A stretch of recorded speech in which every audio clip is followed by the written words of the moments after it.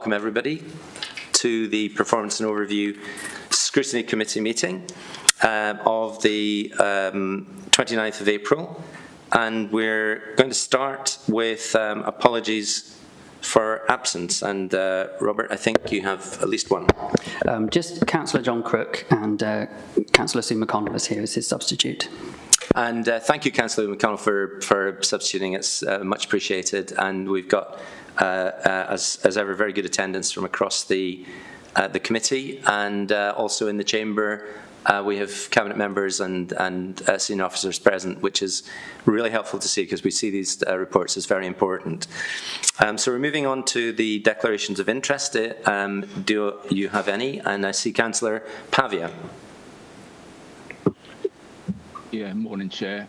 Just to declare an interest on item number 5 on the agenda, development of children's placements. So I undertake work for Practice Solutions Limited that holds the business delivery contract for the Association of Directors of Social Services in Wales, ADSS Cymru. They obviously provide support to directors and heads of children's and adult services across all local authorities in Wales.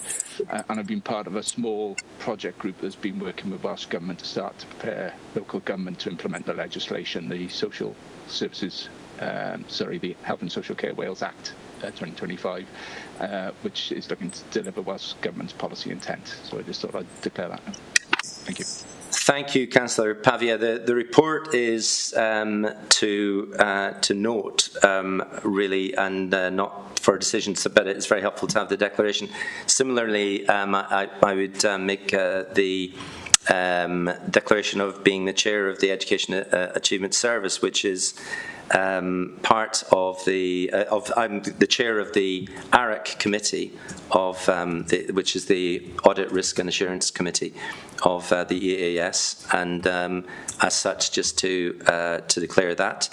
As they are involved in the presentation of some of the information and development of some of the information in the first report. I see no other declarations, so we'll move on to Public Open Forum. Robert, was there any? No one today, Chair. Okay, thank you. And we'll move straight on then into the first of the 3 reports we're looking at today, and it's really an important report. And for anyone who's watching live online or at a later stage, I hope you find this very informative. It's the Key Stage 4 results, and what we're here to do is to scrutinise the latest Key Stage 4 results and understand that this is the final outcome for secondaries in 2023-2024. So we can potentially get some really helpful information about how our schools are performing in Monmouthshire. So I'm going to ask for I think a PowerPoint presentation to begin with. Is that right? Yes, Chair. Fantastic. So if we could start with that, that would be brilliant. Thank you very much. Thank you, Chair. Hopefully you can all see that on your smaller screens. The presentation is included in the report as well. It's only 10 slides, but after last year and the concerns about the accessibility of the data, I thought it would be helpful, and Will thought it would be helpful if I could provide a brief introduction to some of the data and have some discussion on a lot of the rationale, really, and context behind the way the data is. So Ed, just to introduce you, you're Ed Price and the Assistant Director of the EAS, yeah? Ed Price, Assistant Director of the EAS. Monmouthshire School Improvement Service, ultimately. So, in terms of the context of where these reports come, the decade from between 2010 and 2020, we had a broad range of Welsh Government specified data in schools, huge amounts, and the general consensus was that it was far too much data that we have throughout primary schools into secondary, and the data became an industry in itself in the way that we looked at schools across that decade. Towards the end of that decade, there was a view that data should be moved to be more about school improvement purposes rather than accountability. What COVID did in 2020 was massively accelerate that direction of travel in the way in which data was used, because it had several unintended consequences within schools in the way that we use data to hold head teachers ultimately and governing bodies to account. But in 2019, a small little part of this came back. It was Jeremy Miles, the then Minister, who stated that there would be, and he announced it in the January of 2023, in that summer, there would be a return for all Wales core data sets just at Key Stage 4. So in 2023, we had data for the first time.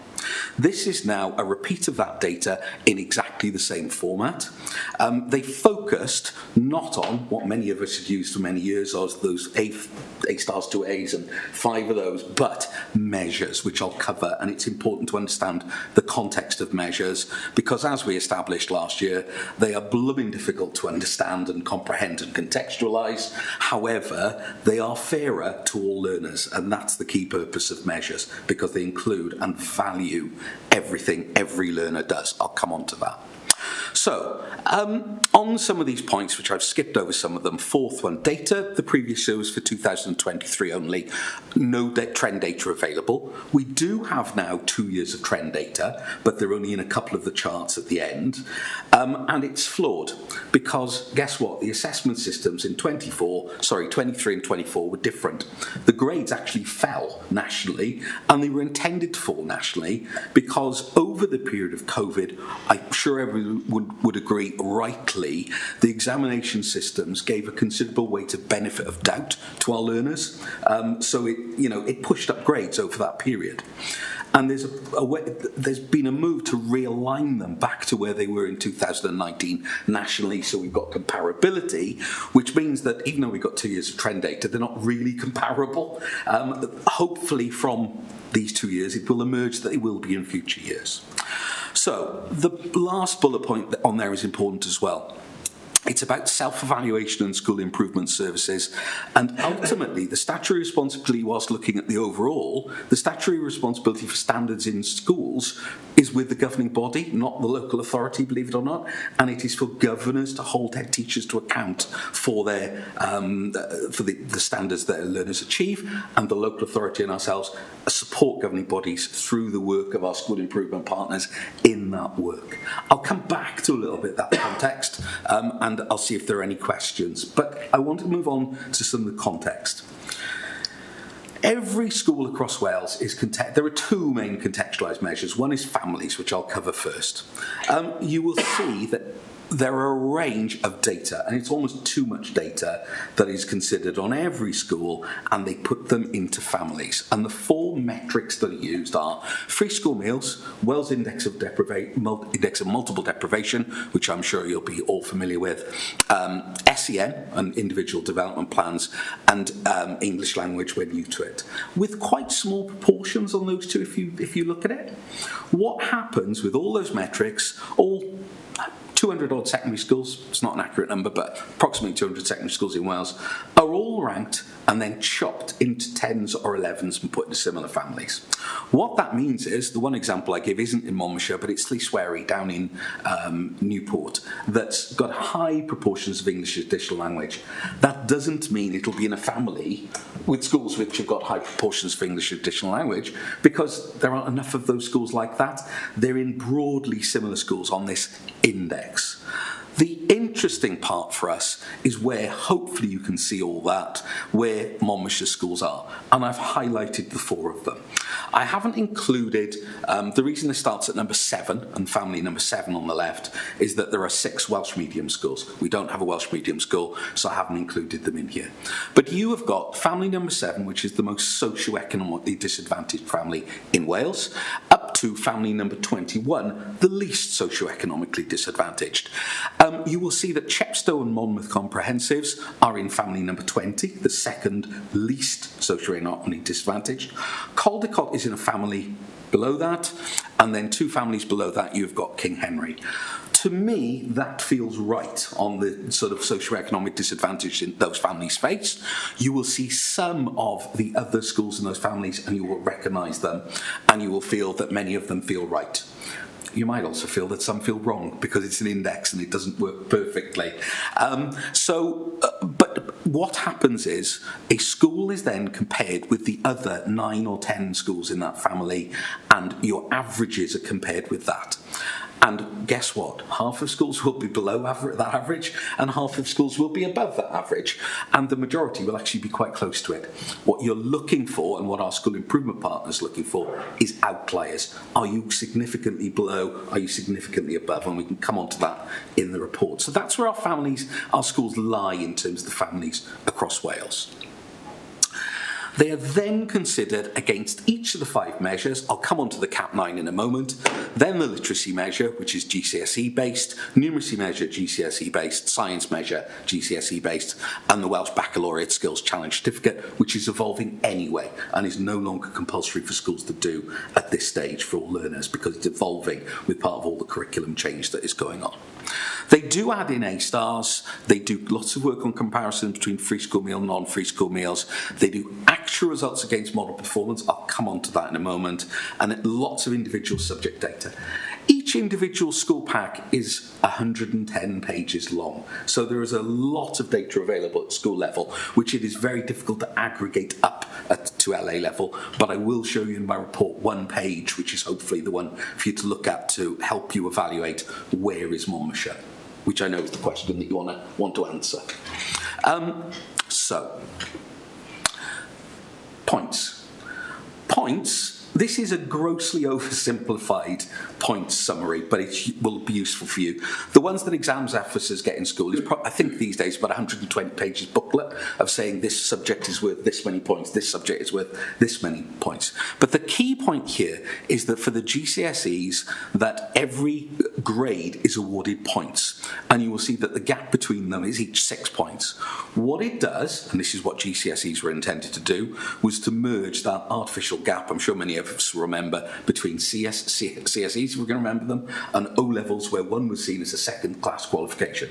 The problem was, and I'm being blunt here, that to an extent, getting below a D or a C was in a way still seen as a not a good a qualification as getting C's. And yes, it did offer different pathways in terms of life. But in terms of points that schools get, every single grade is now valued. The biggest leap, actually, is from not getting a grade at all to getting 16 points for a G. And I think that's important because it also, if learners are getting qualifications, they're far likely to succeed in life, even if they're getting base qualifications and move on to the next stage. So that's of high value. People always ask the question, do vocational look low? And some perhaps they do, but they are graded relative to the relative subject difficulty of those subjects. Some of them are double qualifications or even quadruple qualifications, so they count more. It is not an American-based system where you hear people talk about their SAT scores with 600 points and 700 points. The learners don't know the points. What the learners get is the grades to go on to A-levels and go on to FE and HE and the right qualifications. It's the grades that matters to learners. So the CAP 9 is an interesting one. In 2018, the CAP 9 was 5 specified subjects, all GCSE, and then 4 which were totally flexible from the massive range of qualifications you could take across Wales. In 2019, and it's carried on to now, it was reduced to 3 core qualifications that had to be done, which were all GCSE, and then breadth in the other 6. So you've got your literacy, numeracy, science, and then you've got, actually, where resources and the staffing allows, huge flexibility for our head teachers and schools to be going, 2/3 of our curriculum can suit the individual needs of our learners. I know there are greater challenges to achieve that than just saying, yes, you've got the flexibility to do it. But it also retains, I hope you are pleased to see, cores in literacy, numeracy, science, and a base level of those qualifications that are there as well. So to me, it feels balanced in terms of what they're measuring. In the past, there were unintended consequences from these measures. And if I give an example of it, an A-star learner in numeracy or an A-star learner in mathematics could well, in 6 or 7, have been doing a financial qualification at quite a low level, but got a lot of points for them. It was no benefit for the learner to do that additional financial qualification because they were already A-star at literacy, at numeracy, but the school got points. I am not saying that all schools did that, but there were ways of using the system to your advantage to create points for you as a school that weren't necessarily for the benefits of the learners, which is what happens in high-stakes accountability systems, and which is something we hopefully want to avoid. It's got to be the learner at the heart of it. There's a couple of examples of what the points mean. The maximum points you can get in example A, 522 points. That'll give you a feel, when you see a cap 9 of 400 average across a school, of what the potential highest could be. And there's no schools getting towards that 500, of course there aren't. So, what do the charts look like? It's only a few more slides. Remember the school ones are 120 pages.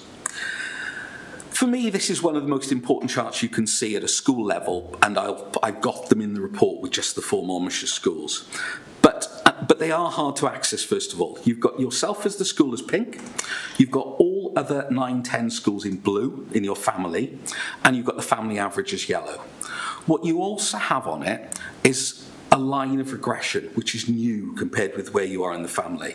For the dots, you can see this school happens to be in the middle of the family. It is average, it is performing where expected. If it was well above or below, a couple of those blue dots towards the bottom, you'd be asking more rigorous questions as to why it's there.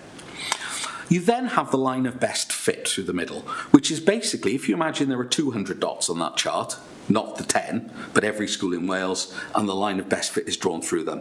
They are horribly truncated, not by B, but in the pack, so they're truncated between 300 and 500, and the free school meals is on the bottom. So on the bottom you've got, as free school meals increases, and you can see it going up from 20 to 40 to 60 on the x-axis, performance falls. That's why Welsh governments stick to free school meals as being a good proxy indicator for deprivation, because all the stats do show that the higher proportion of free school meal learners you have in a school, the lower the overall points will be. That is not to say that an individual free school meal learners can't get 9 A stars and 522 points, and that's important to hold on to as well. You've then got the numbers on the right-hand side, and the numbers just repeat what's in the chart. Why they're to 1 decimal place, I don't know, but the numbers are there, and they give you the details should you require it. That has got the 2 main measures on one chart. Where are we compared with the family, and where are we compared with the national average? And naturally in Monmouthshire, we want all of our 4 schools to be above that line.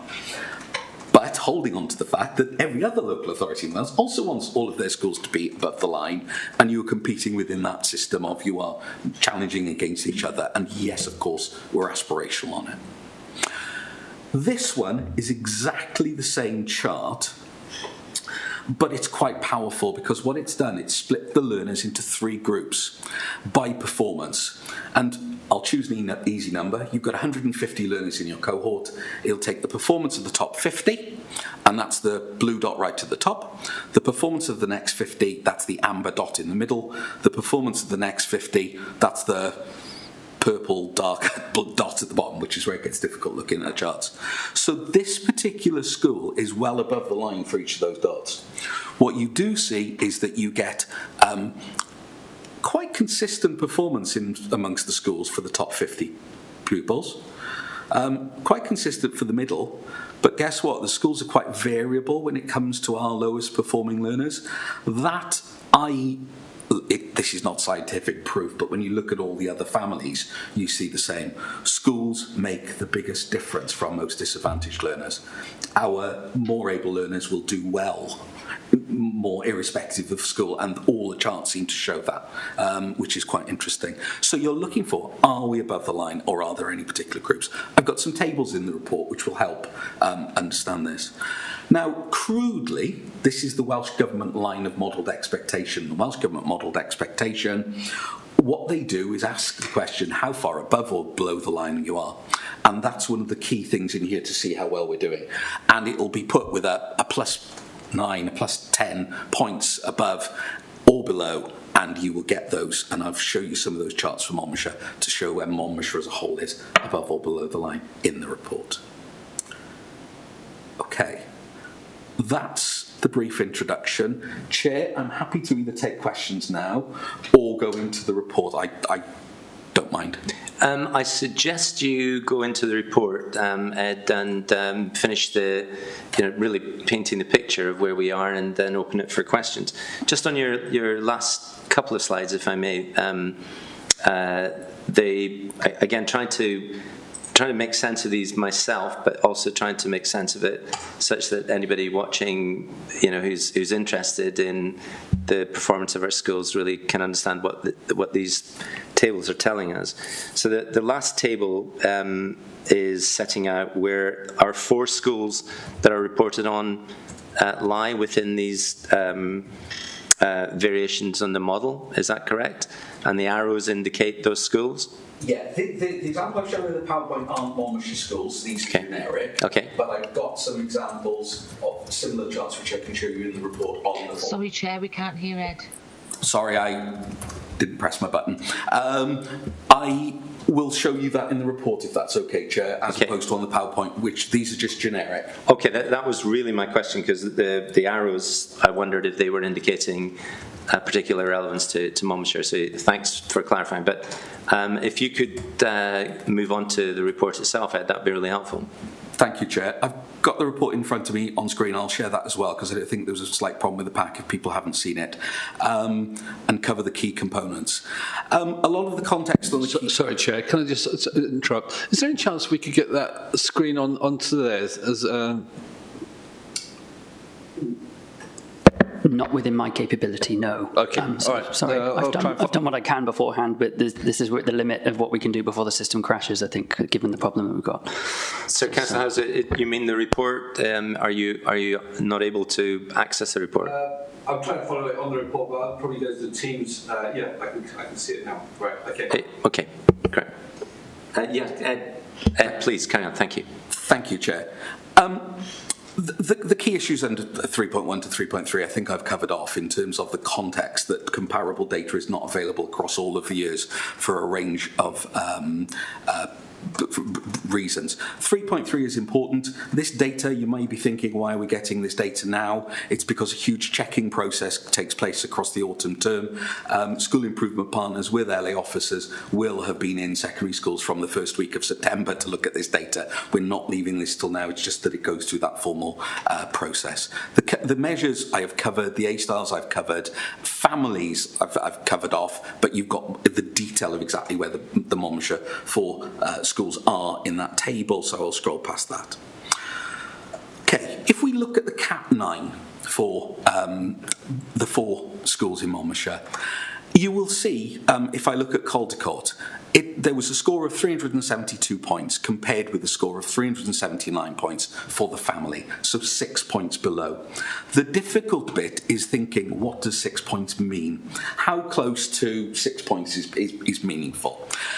If you remember, there were 9 subjects that we had before, and each of the differences between a grade was 6 points. So if we multiply the 9 by the 6, we have 54 points. So that if a learner was 54 points above overall, it means there would be a grade above expectation on every single subject. If you multiply that and had that across a school to be a grade above for every learner, I would call that an incredibly strong performance and probably the highest differential you'd see. So if a school is 54 points above, it would be 1 whole grade difference for every single learner for every single subject.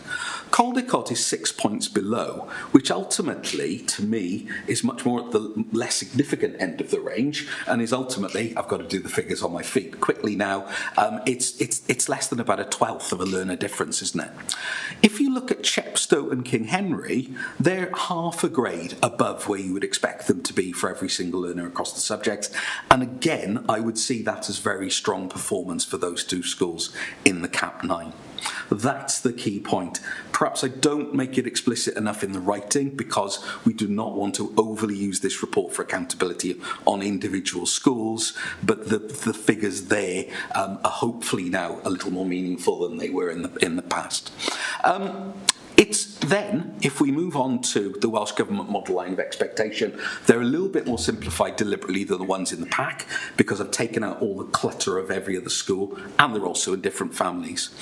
You are seeing 2 schools reasonably significant, no, significantly above the line of expectation. There is what I would say by that points difference that you can work out. And looking visually, you're talking those points differences are about 25 points above, and they reflect the family. It's not surprising that if a school compares well with the family, guess what? They compare well with the Welsh Government modelled expectation. You can see one school that is virtually on the line. It is slightly below. Yes, there will be questions and conversations as to how we can improve our offer, our provision, the quality in that school, and there is another school that is a little bit further below it as well. But there are none of the schools in Monmouthshire that are significantly below that line of modelled expectation for Welsh Government for this particular year. Scrolling through, this is where the thirds become incredibly powerful. And I like virtually every table will have red in these for local authorities, because there will be some areas where there will be underperformance. Our schools, the four of them, do incredibly well for our most able. They do very well for our middle third. Two of them do very, very well for our lower third, but two of them do not do as well ultimately. And that's the challenge for school improvement partners, LA officers, to be asking questions about: is it the provision and the offer and the right subjects, or is it the quality of teaching and learning ultimately, which will impact on those, and the detailed questions at school level, which is how we will get improvement. So that's hopefully a useful table for you as well. So Ed, if I may, just on that, and it's just for the purpose of elucidating, we don't want to draw too much of a conclusion around a red or a blue patch on a number, and it's easy to do that. The tendency is to do that when you see things referenced in that way.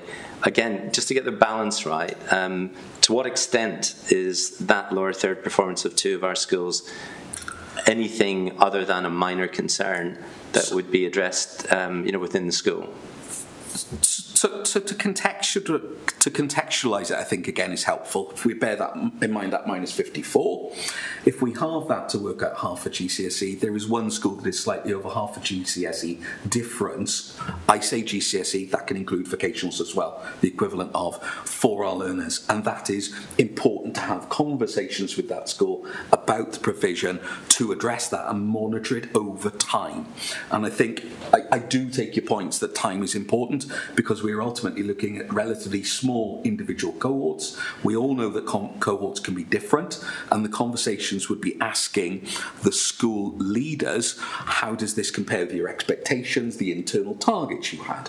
One thing that we would have had in the past, but stopped in 2019, was formal target setting, because schools felt that put too much pressure on schools. We no longer legally are able to collect those formal targets as we did in the past, but there will certainly be robust conversations taking place within schools about the provision and the quality of teaching and learning for learners. Thank you. Okay. Those two are the key summaries. This is the chart that you saw earlier. There's no arrows on it, but you will see again for the highest performing third, all four Monmouthshire schools above. For the middle performing schools, all four schools above. And then variability for our lowest performing third, which, guess what, reflects the table above, but hopefully brings a little more meaning to it than the past. For literacy measure, I'm not going to dwell too long on each of these individual measures, but give you time to ask questions. You will see now the difference here is 6 points, because it's only one subject we're looking at. So before I was saying that a 30-point difference was half a GCSE, 3 points is now half a GCSE. It does mean I've made an error in 3.23, so that should say half of a GCSE. They are wise to check, but you've got that 3-point difference of half a GCSE on the literacy, which would mean that the literacy English departments would be receiving additional support, working with others that are more successful, and there will be a lot of long-term work that will go on with the department like that to support, and with the view from learning from others as well. You see a pattern as well. We do like to compare English language and English literature, only because the the English literature, you will see, is slightly higher performance. That reflects across Wales as well, and we wouldn't want schools achieving the measure by overly focusing on the literature when we know that learners need the language to be moving on and achieving better life stories and life successes, is the important one there. So we do just keep a check on that. You will see it's slightly above. That is not unusual from the national picture, and it is not massively significant. You will see a similar picture again, I'm not naming the schools, I know they're written down there, of 3 well above expectation, 1, more challenging circumstances there on that numeracy measure, and again support for the department within that school. We also compare between numeracy and maths because we don't want a misalignment between the two. Again, they are very balanced in terms of what the learners are achieving in the numeracy qualification and the mathematics qualification. You then similarly have the science qualifications as well. What you don't get here is the peaks, so the science, you don't get the schools performing significantly above as you do in the literacy and the numeracy, and you do get the one that is below again on that measure. You've then got the Welsh Baccalaureate, slightly different picture here, and the Welsh Baccalaureate is changing, and some schools, not the 4 here, have taken the step to not enter every learner for it as they did in the past because they don't think it's beneficial for them, but there will be new qualifications on that. No qualifications, vitally important, and looking at every learner to ensure, and again, conversations would take place with any school that's not got a 0 rate for no qualifications, and the rationale behind that at a school level and with the governing body asking those questions as well. You then have the A star to A's. These are a little bit more blunt in terms of you know what they are. You've got one school there performing a full 16, 17, almost double the family average for A star to A, which is significantly positive performance. You can see the rest of those for you. The local authority aggregate data, it is, I acknowledge, a little bit buried towards the end of the report because we focused on the schools, but we've got a summary of where Monmouthshire is. The problem with this table is it's not contextualised, and we would expect to be well above Wales, and we are as a local authority on all of those indicators that you can see. You will notice again on all these indicators the dip between 2023 and 24 for Monmouthshire, but for Wales as well. If you look at in isolation, you might think, why is the dip? But it's the context of the Wales dip that's there as well. These are the ones that give the same messages contextualised. So under 3.35, you will see that Monmouthshire, when you aggregate the scores of the 4 schools together, counting every learner, you will see that the modelled expectation was meant to be 372. It's 7 points above. What you will notice across all the local authorities, none are well above or below because the multiple schools you have effect of drawing them back to the average. But the fact that 7 points above the modelled expectation is a very positive score on the CAP 9 overall. Similarly, on the skills challenge, 3 points above is positive. Slightly below at minus 0.2, that's the equivalent of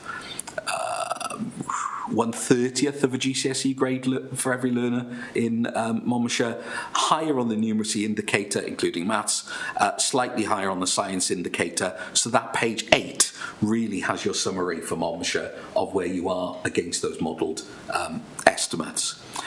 This is where we get the trend graphs, and I didn't include them on the main ones but they are useful for this. When you look at males and females and the comparison between them, you'll see every single line goes down between the 2 years because of the changes to examination, but you'll see the females in Monmouthshire significantly higher than females in Wales, which is the faint blue line.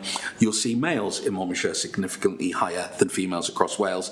In fact, they're performing at similar levels to females across Wales when you look at it overall. When you look at that, males, females, there is no gender difference that concerns me in that chart at all. Although we would like similar, and aspirations for that, for boys' performance to improve further.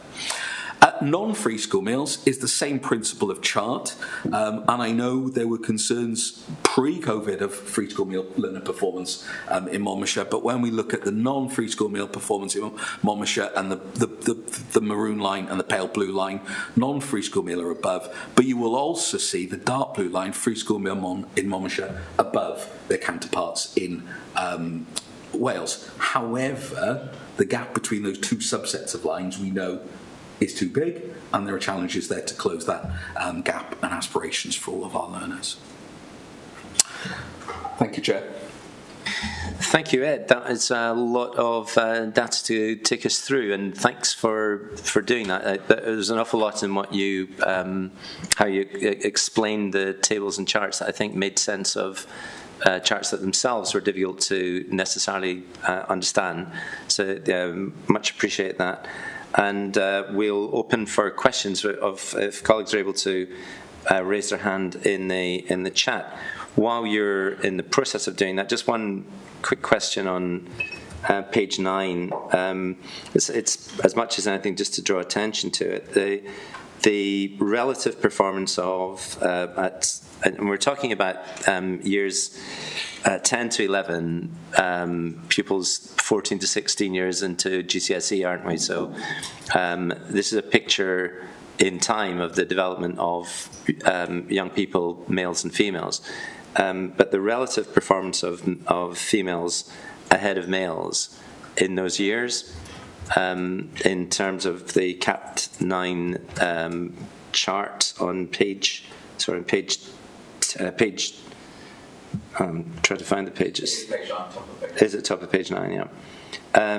Is that something? It looks very stable, very steady, very much the way it's always been. I just wonder what that looks like now, moving into the latter stages of the pupils' period in school as they move into A levels. How that changes now. Do we have any understanding of that? I know you won't have tables for that just now, but that variation, does it move? It's harder to compare post-16 because at age 16 we're comparing entire cohorts, so we've got 100% of the cohort compared. When we move into A level, there's only a subset of generally for A level those who've succeeded well at GCSE who move in, and I don't have the data within that within this report currently. Sorry. Okay, no, it's not in the report. It's not in the report, so it's an unreasonable question for me to ask, really. But I was just interested, from residents' point of view, that I mean, from my experience, it's not a continuous line that remains that way throughout educational outcomes in schools, but it's a very interesting one. We're going to move into questions, and I see Councillor Buckler, your hand's up. Thank you, Chair, and thank you very much. I was interested, what struck me, leapt out at me when you were talking about this very detailed report, that, there's a danger of data for data's sake. And, you could construe some of this as being data for data's sake. And it is difficult to, to gather the salient facts that you need. So I appreciate your, your explanations. Several things were struck. You're saying that base qualifications mean that pupils have a better outcome in life, even if they're, yes, if they're sort of, less qualifications than the average. Why is that? What does it give you to get, some base qualifications? I'm interested in exploring that. By being, grouping schools and families, are we in danger of limiting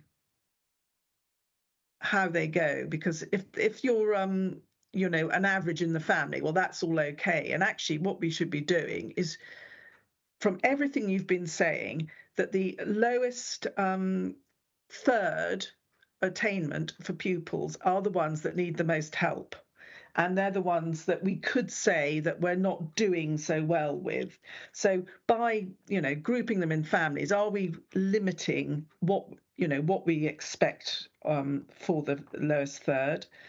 How do we know that the Welsh Government's expectations are good enough for pupils in Wales, for pupils in Monmouthshire? What criteria do they use? Because I'm interested to know, the attainment in Wales versus UK, and we know we have a difference, and we are lower in attainment in many areas. And how can we change that?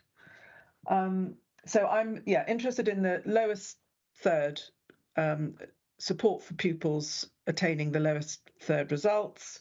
There is in Caldicot, I know it's a very small amount, but there are one or two pupils, it seems, that are leaving school without qualifications. Although it's a tiny amount, is it indicative of something that we need to be aware of and do something about? Thank you. Thank you, Councillor Buckler. And Ed, did you want to address that? Thank you, Councillor Buckler. The first question about base qualifications and life chances is generally two levels. It's first that if you do achieve some qualifications, one of the biggest issues for many of our learners is attendance within schools and getting learners in to sit qualifications, complete coursework. If schools can get that aspiration in, it does give them access to the next level of qualification into FE, HE potentially in the future, and routes and pathways.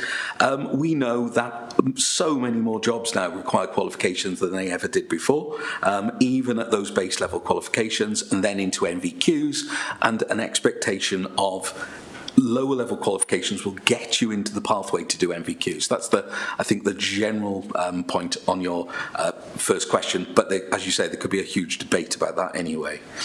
The grouping of schools, I know of schools and head teachers that will look at the performance of other families as well, not just their own there.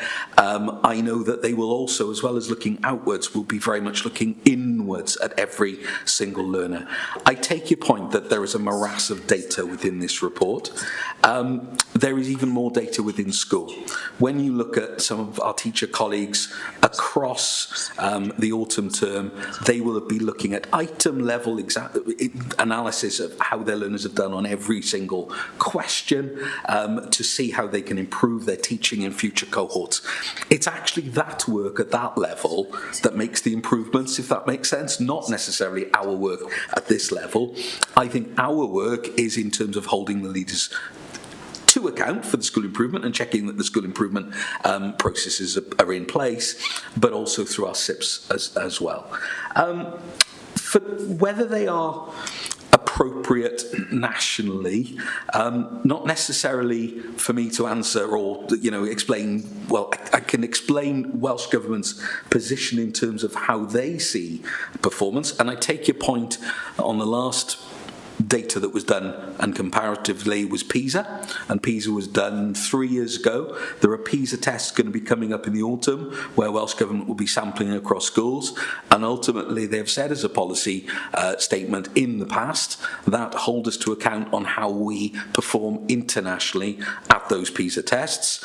They are also introducing at lower levels through the system, I've forgotten the acronym now, but PEARLS tests as well, and TIMS is it as well, tests. So they are, and this is in press releases from them, there are a range of more tests that they are encouraging the system to take on a sampling basis to test and compare us internationally.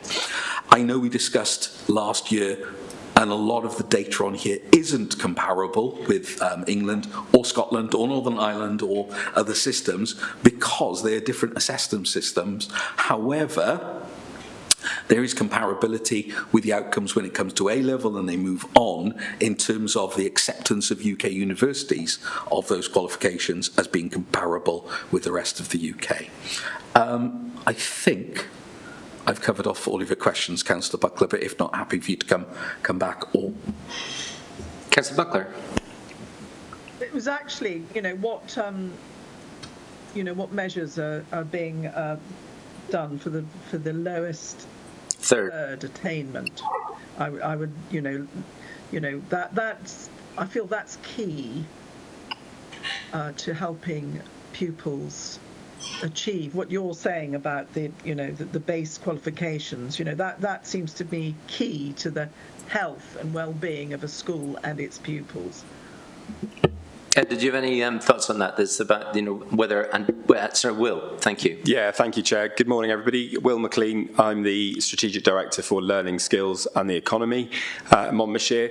So when we talk to the schools, exactly as Ed has said, in the autumn term we go out, sit down with every leadership team to discuss what's happened in the summer. At that stage it's largely indicative because the comparative data hasn't been drawn together, but they will have a very clear sense around whether their students have achieved at the level that they expected. Ed mentioned the internal target processes that are developed. Largely in terms of the lower third, there are a range of things that can impact on their attainment. So Med's mentioned attendance. Attendance is something which we're really focusing on, and all schools are focusing on, and is a national mission as well in terms of Welsh Government. So the children being in school. The second part is making sure that if there are deficits in terms of their ability to come to school ready to learn, that they're addressed, and the school is supporting them to do that. And then the third part is making sure that the diet of qualifications are both accessible and relevant to them, and that's really important. So making sure that the types of qualifications that they're undertaking are appropriate and factored in the right way. Sometimes that can lead to some tensions in the comparative piece between schools, because you'll have some schools who'll say, well, of our CAP 9, X% of GCSEs, and this is better. Another school might say, actually, X% of ours are vocational qualifications because that suits the need of our learners better. So it's about the school really understanding each of its children and how best they design their kind of qualification diet to achieve. So that's what we talk to the schools about. We talk to them about making sure attendance is up, making sure the right support through things like the pupil deprivation grant, and then making sure that the curriculum is absolutely appropriately featured for them. So there's a range of things that we talk to the school, and that's what they should be focusing on. Will, just on that area, and it's a great reference point for us to remember that it's not possible just to make all sorts of comparisons cleanly between outcomes for all the reasons, part of which that you've explained. But do we track the correlation between vocational qualifications and stronger career outcomes and educational, more traditional qualifications in GCSE and A-level subjects? Is there any tracking that goes on there, or is it based on an assumption that vocational will be what best suits a particular group of young learners? I think that's a really important question for the system as a whole, and I think when we looked at the moment, and Ed alluded earlier to the fact that we've seen in the past huge amounts of data, far more extensive than we have currently. We saw then significant contraction through COVID, and now we're in this slightly more settled position. One of the things that had been an aspiration for a significant period of time was to actually understand kind of destination data and actually work on that in a much with far more kind of hindsight, to work through where did children actually end their kind of educational career and what were the contributing factors to that. That work, and it's interesting, I was in a meeting with MEDA yesterday, which is the new body that funds post-16 both in schools, FE and HE, so they now have a kind of an all Wales perspective on that. How we'll begin to think about how they consider measures and measurement, because that will be really important. So that destination data is going to be vital for us if we're ever to be in a position to actually trace through really effectively what happens when children study a certain approach or diet in school compared to where they their eventual position as adults. The other point is, of course, that on both sides of the border there is a perpetual challenge around making sure that vocational qualifications are seen as entirely equitable as their more academic equivalents. And that seems to be an argument that's ongoing. We have in England, we've seen the introduction of T-levels at the point of A-level comparison. So things like that are going to be really important for us. And as we think about skills development, actually many of those vocational qualifications are going to be more important in accessing higher level skills, potentially accessing higher level opportunities in industry than potentially the pure academic routes that many people would have chosen to go down in the past. I think, as an aside, I think as we see the greater emergence of things like degree level apprenticeships, we're seeing many, many more children step into more vocational areas of study than the purely academic ones we've seen in the past. Yeah, it's really helpful. And forgive me, but just to connect to Councillor Buckler's question, for parents watching, for pupils, for students, for confidence in our system, there seems to be this complete blank space about being able to see how our young people are performing against other countries, other than through PISA, which is a very blunt sort of an instrument. I'm not familiar with, forgive me, with Tim's, I'll do a bit of research on that later on, but it may well be another blunt instrument as opposed to something that is better fine-tuned. There are 4 countries in the UK, there are, 44, 45 in Europe, and there are just under 200 in the world. So if we're only looking at and able to say to parents, to young people, we can only tell you about Wales, isn't that a real restriction on our ability to be able to be confident in the world and saying, we're making sure that every young learner has the best opportunity to let their wings fly in the world, not simply in Wales? Just wonder your thoughts on that. I think the border comparison has become more and more difficult, to the point now where it's it's almost impossible to try and do, because there are additional grade levels in England compared to Wales because of the A star, the 9 grade, which would be equivalent to an A star in Wales. So those kind of things make it statistically much, much more challenging. I think what we need to do, as Ed has said, is we get to a position whereby we have confidence in the system at the end of statutory education. When children then access post-16, if they're choosing to step into the vocational world, and that will be one in which their employers ultimately determine their success and their suitability for employment. If they choose to remain in the academic environment, then actually the step into A-level is the same across the UK. So all exam boards are used in Wales, the full range, so they are directly comparable to the UK position. And then you look at access into, I guess, the different measures that people use, access into Russell Group universities, into university. What I would say is that what becomes increasingly important as children grow up and develop is their choice. So the point you made earlier, Chair, about the trajectory of girls' performance through from GCSE into A-level, at that point at the conclusion of GCSE, all of those children make decisions about what they want to study, and that makes a huge difference. There are means and models we have, so we use a system called ALPS, which models prior attainment and then A-level attainment, and looks at the where subject areas specifically are adding value.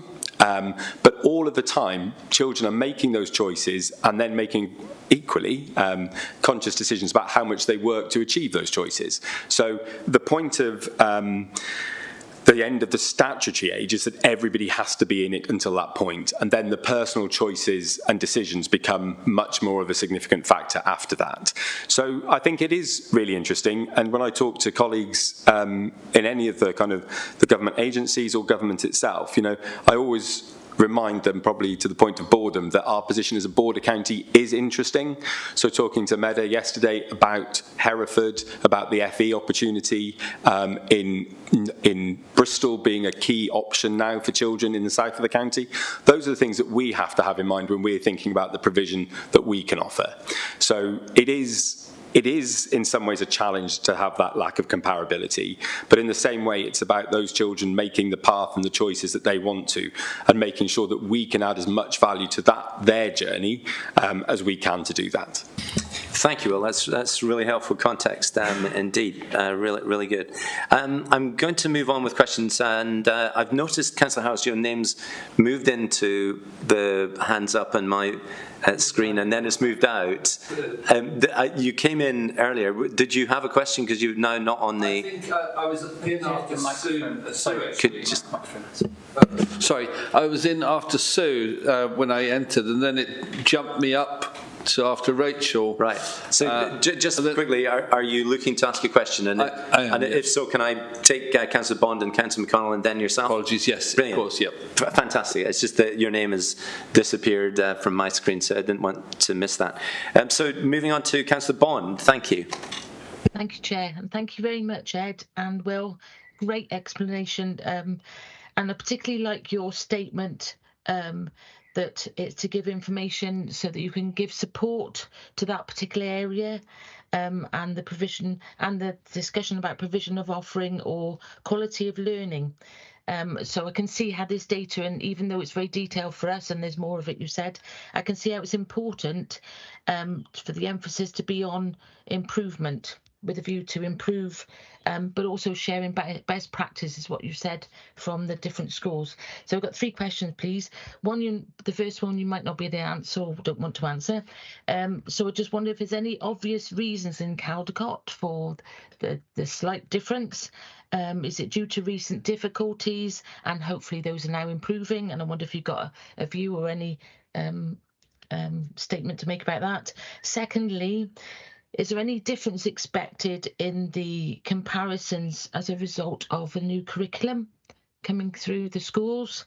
And lastly, Will just mentioned, after Councillor Bucker's question about the lower third, Will suggested that its attendance, and yourself, Ed, deficits address and diet of qualifications. And I wonder if the deficits are linked at all to behaviour, and are we working towards emotionally healthy schools? Are we looking at social and emotional learning and development? And I wonder, it's an impossible thing to do, but this data is facts and black and white, but we all know that and understand that young people develop at different rates, and that's it's a movable thing, and it's unforeseen or unmeasurable possibly, but really about how we help young people understand themselves and their development and how that affects their behaviour in school, and therefore greater attendance, hopefully. Thank you.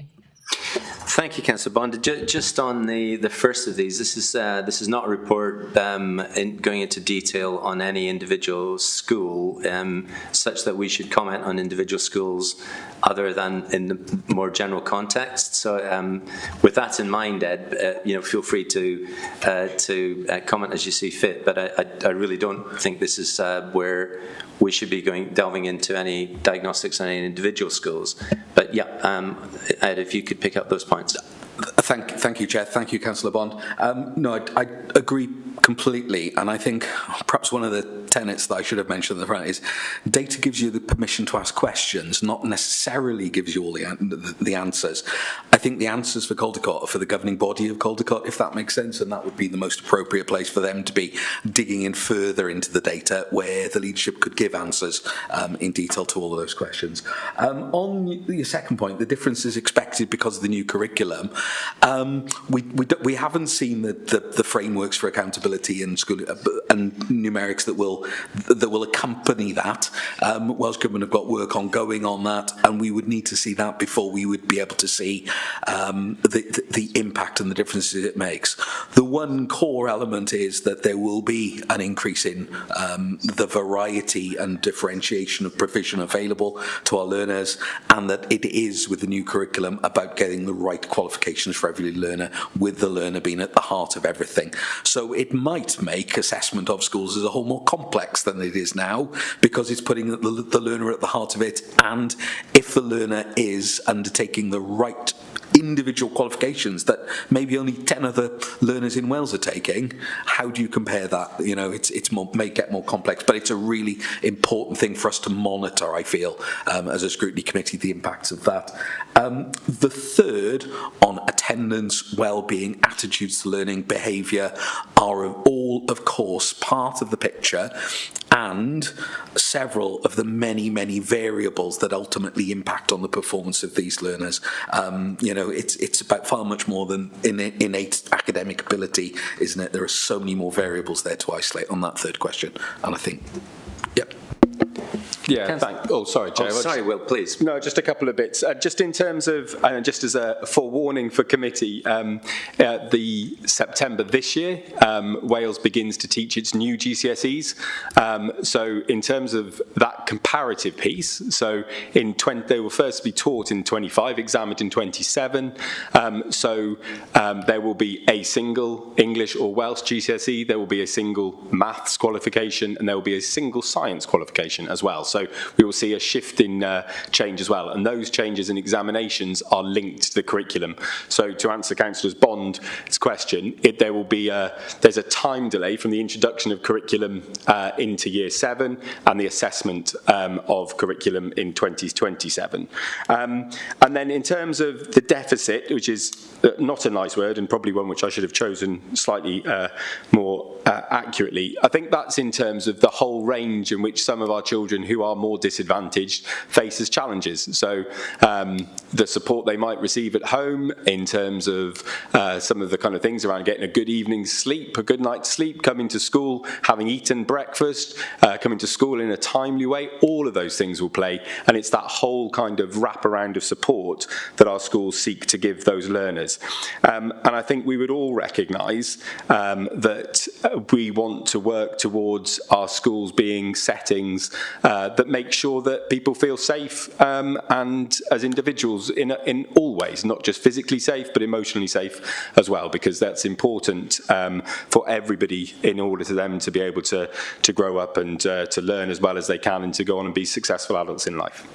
And that's a great reminder that this is a particular view of an extremely important aspect of outcomes in terms of qualifications and achievement, but there is an awful lot more to the development of the child into a young adult that happens in our great schools. And when we're looking in a little bit of depth at this, I think it's worth just recognising that we know how brilliant our schools are and how amazing the work is that is carried out on a daily basis within our schools, and that if any of our staff from our schools are watching this, we are so grateful for all that work, hard work on a daily basis. So we're looking at this at depth with a view to seeing are there any areas that we can improve, because I'm sure everyone would agree there's always room for us to do that, and it's important that we do.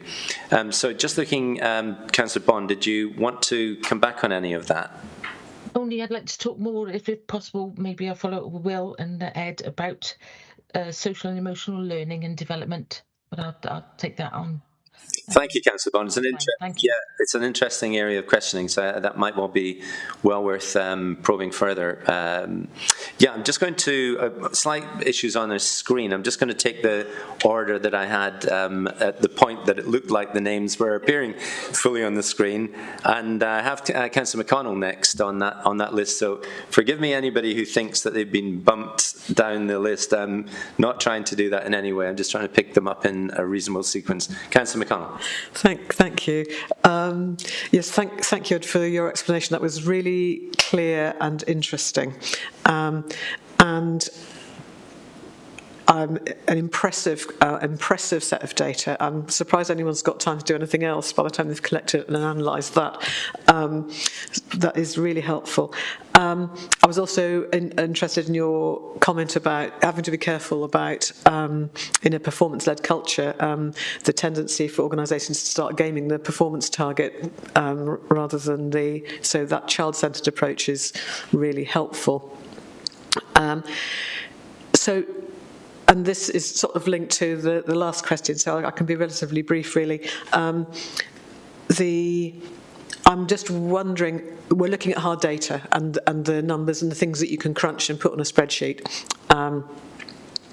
I'm just wondering if there are any other measures taken of what I'd call soft or qualitative measures, and then an example that sprung to mind was just questionnaires on parent-pupil satisfaction or happiness indexes or welfare. And so I'm straying into the previous question. So that's my question: is how we take that softer, social, qualitative measures into account. Thank you. It's a great question, Councillor McCallum, because how do we understand the rounded person coming out of a young adult coming out of school? It's more than the pure qualifications. I don't know if there is a good answer for it, Ed. It's a great question. On your first point about, I think the phrase used was unintended consequences of systems like that, which I think agree completely.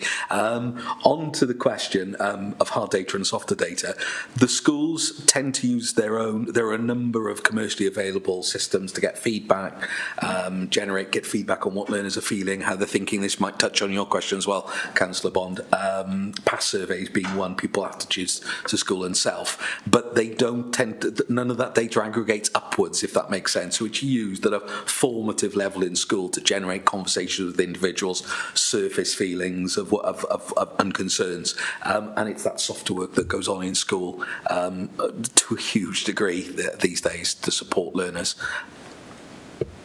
Yeah, I think Ed's exactly right there. I think there's a huge amount that gets done with learners in terms of their kind of non-teaching time, tutor times, all of those kind of things, which is the kind of the bedrock of what happens in schools.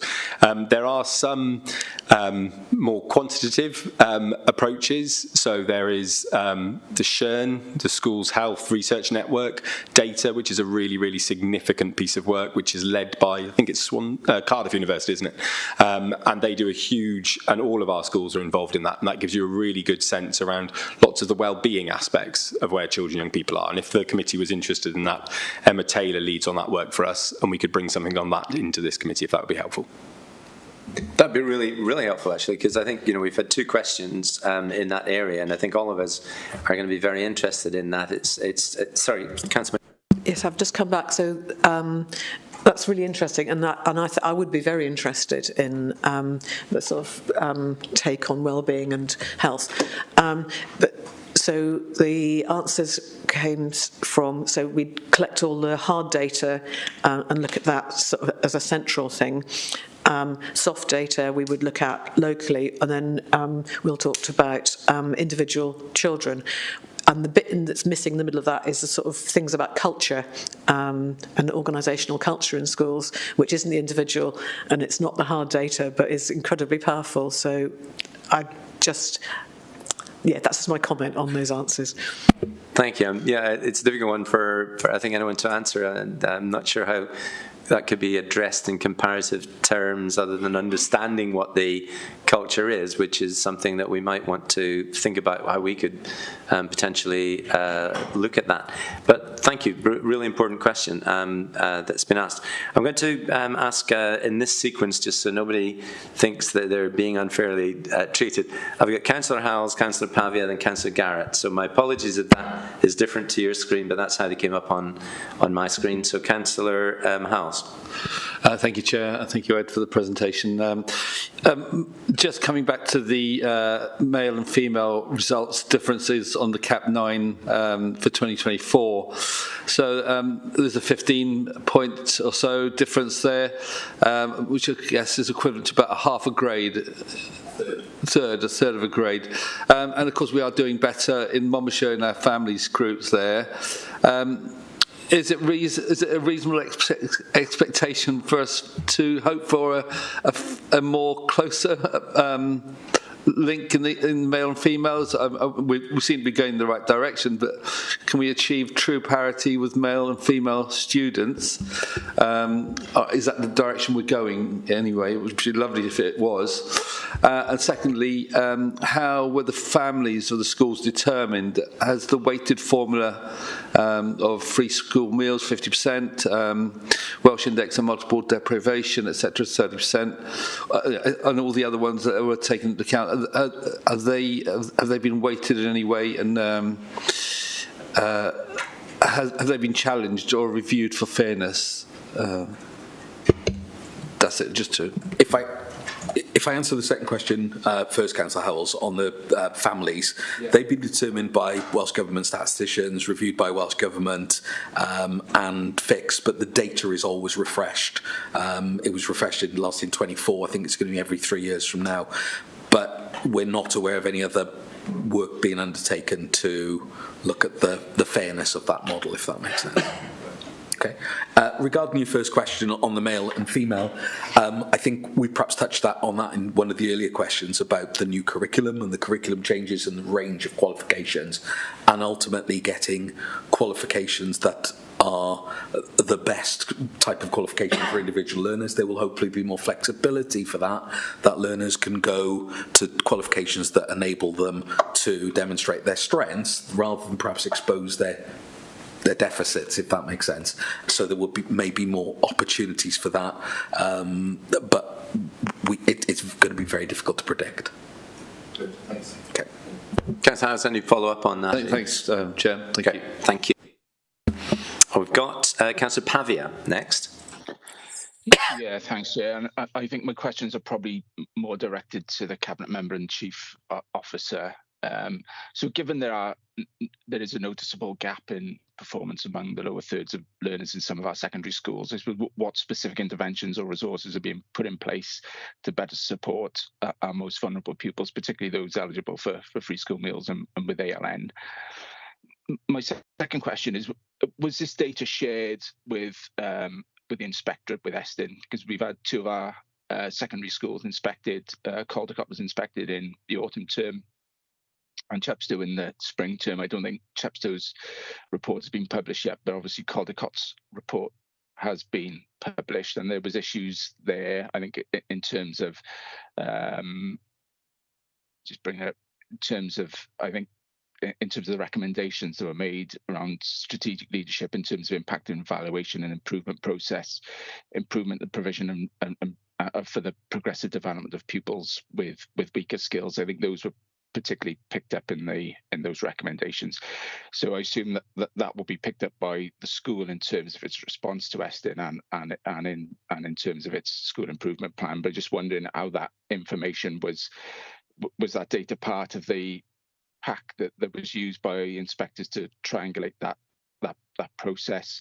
Because I also know there's a 3% increase in percentage point increase in terms of FSM data that was used in the inspection report. That might be just because the way it was sort of calculated. I think that they do it over a 3-year period, so it might be slightly different, but it might just give more context in terms of the Caldecott position. And finally, I suppose Ed gave us the narrative in terms of the unwinding of grain inflation, but we're still in a positive position, I think, overall in terms of the outcomes for Monmouthshire schools is strong. But how confident are we that the current improvement strategies are sustainable, especially with the issues around school finance, which is a huge issue, obviously not just in this local authority, but across Wales, but it's something that obviously our teachers are concerned about.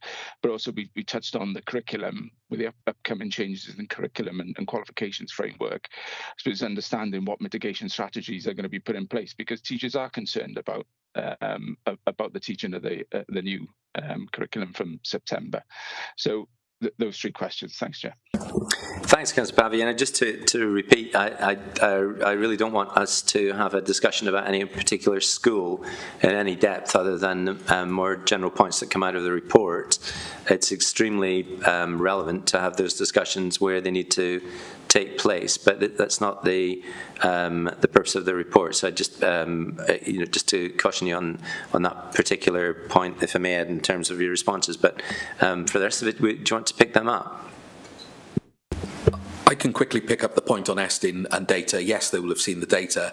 They will have seen a much broader range of data as well. They will not have weighted this data any more highly than anything else, and what they will ultimately go on in any school that they inspect is what they see in terms of the quality of teaching and learning, the progress that they see in learners' books. They will weight what's in the first-hand data that they get more than ultimately second-hand data, which is the qualifications data on that Estin element. Great, and perhaps, Will, you could respond to the latter question about sustainability of grades, and also, in the light of the challenges on school finances.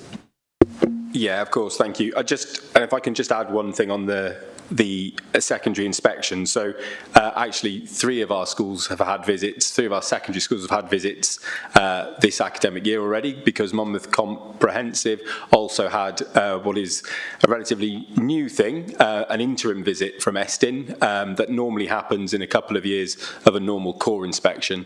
That took place in the autumn term, I think. So Monmouth, Chepstow and Caldecott have all been visited, and just in terms of the recommendations that were identified by Estin at Caldecott, the school has to complete what is called a post-inspection action plan. The local authority also has to complete a statement of action. So there is a huge amount of resource and support going to help Caldecott make sure that its improvement journey is as rapid as we would all want it to be.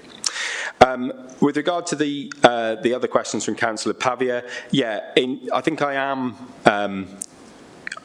It's really difficult because you don't ever want to say that you're happy with something, because you always want something to be better.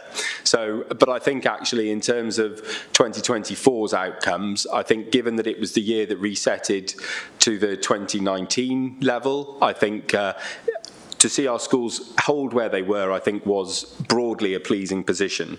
In terms of future years, in terms of seeing performance increase, clearly we're back to a more stable point of analysis. So I hope that all of the children who are preparing at the moment for their GCSEs this summer are working hard, and I hope we get to see kind of good outcomes from them in the future. And I think we've got reason to be confident in terms of the approaches to developments around teaching and learning that we're seeing in our schools. And I think, importantly, the continued view from ourselves as the local authority, from the AS, that there is still room for development amongst our schools to perform at higher levels. So that hasn't set aside in any sense. Councillor Pavia, you're entirely right to identify the financial position as a risk for us. It's one that we identify as a risk for our schools, and we know that having the most important thing is for children to have really good teachers with really good teaching and learning practice that they're able to share with their learners. That has the most significant impact. So making sure that we've got a really secure and effective workforce is vital.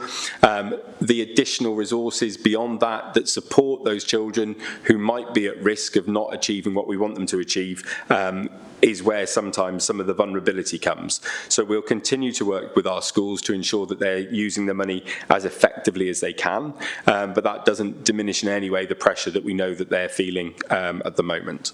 Okay. Just connected to those points about the sustainability of performance, with the changes to curriculum, is that are due to start from this September, is that not simply going to make it, yet again, relatively impossible for us to make trending comparisons? So we're just picking up trending comparisons for 2 years, and we're about to, no doubt be presented with that is no longer possible as of September this year. So understanding performance is going to just bring with it more challenge, isn't it? So it will be September. So the next time when we talk about it being difficult will probably be if we're sat here in April, May 28. So this year's exams will be comparable to 24 and 23. Next year's exams will be comparable to 25, 24, 23, and then we'll see the change as they come through then. Thank you, Will. That's helpful. Just to add one point, there is that added level of variability that there are all individual cohorts in that mix as well at individual schools. And I think it's a good point to remember that up until 1986, the percentage of learners achieving grade C's and above remained entirely static for about 35 years. It's only since 86 that we've seen a system that has not been norm referenced on allocation of grades. Thank goodness somebody's got a master plan. I just can't find that somebody, but I'm keeping looking. So Councillor Pavia, did you have any follow-ups to your questions, Councillor Pavia? No more. So Councillor Garrett? Right. Thanks, Will, and thanks, Ed, for your explanation. It certainly helped to put it into context better for us.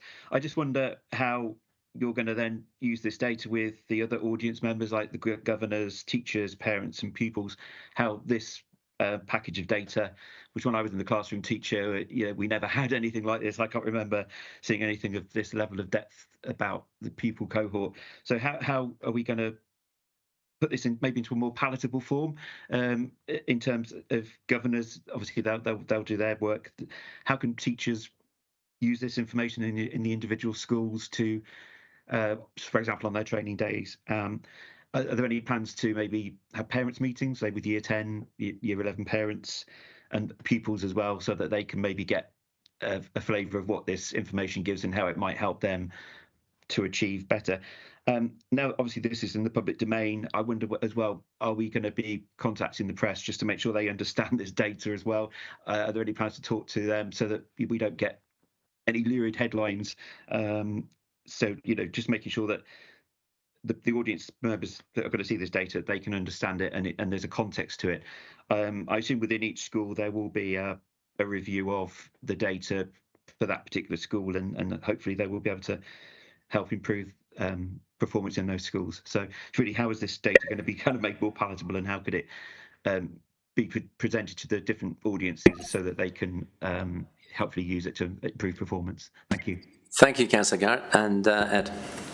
I think the key point is that there is a far richer set of data that exists in every school for the packs that they already have. I'm not saying that they're any more digestible in terms of the information that they have, but you would expect school leaders to have provided simple digests of this information and reports to their governing bodies, which would be information then that could be shared in parental report. There's a requirement in the annual governor's report to parents to put and publish performance data. That's a legal requirement. And we support and advise schools on that rather than doing that creation of that data for them, because it is their data. In terms of governors, I know many of you are governors. The governor data training, if you did it back in 2010, you've never had to do it since, but it's entirely different, so you're welcome back on that data training. It's only an hour session, and there's the video available as well, where we do offer that training to all governors on I've used a couple of slides from the presentation that I've shared with you, so we'll do all that we can to support schools to share that data more widely. It used to be the day that this data was published on the backs of buses and adverts that head teachers would take out to say how many the 5A start to A rates, if you can remember that as well. Hopefully we're not necessarily going back to that position. There aren't enough buses going around, I think, nowadays. I think it's a healthy improvement. Will? Yeah, just on Councillor Garrett's second point around the press. So this information, it's coming to you today, but it's actually available online for every school in Wales. On the Welsh Government's My Local School, you'll find all of this information. So this is nothing which has been kind of hidden from public view. This is there and available for them. So we can share this, the accessibility to this, Councillor Garrett, from what Will's saying, through our community councils and our general context within our communities. But that's really helpful to know. Councillor Garrett, did you have any follow-up?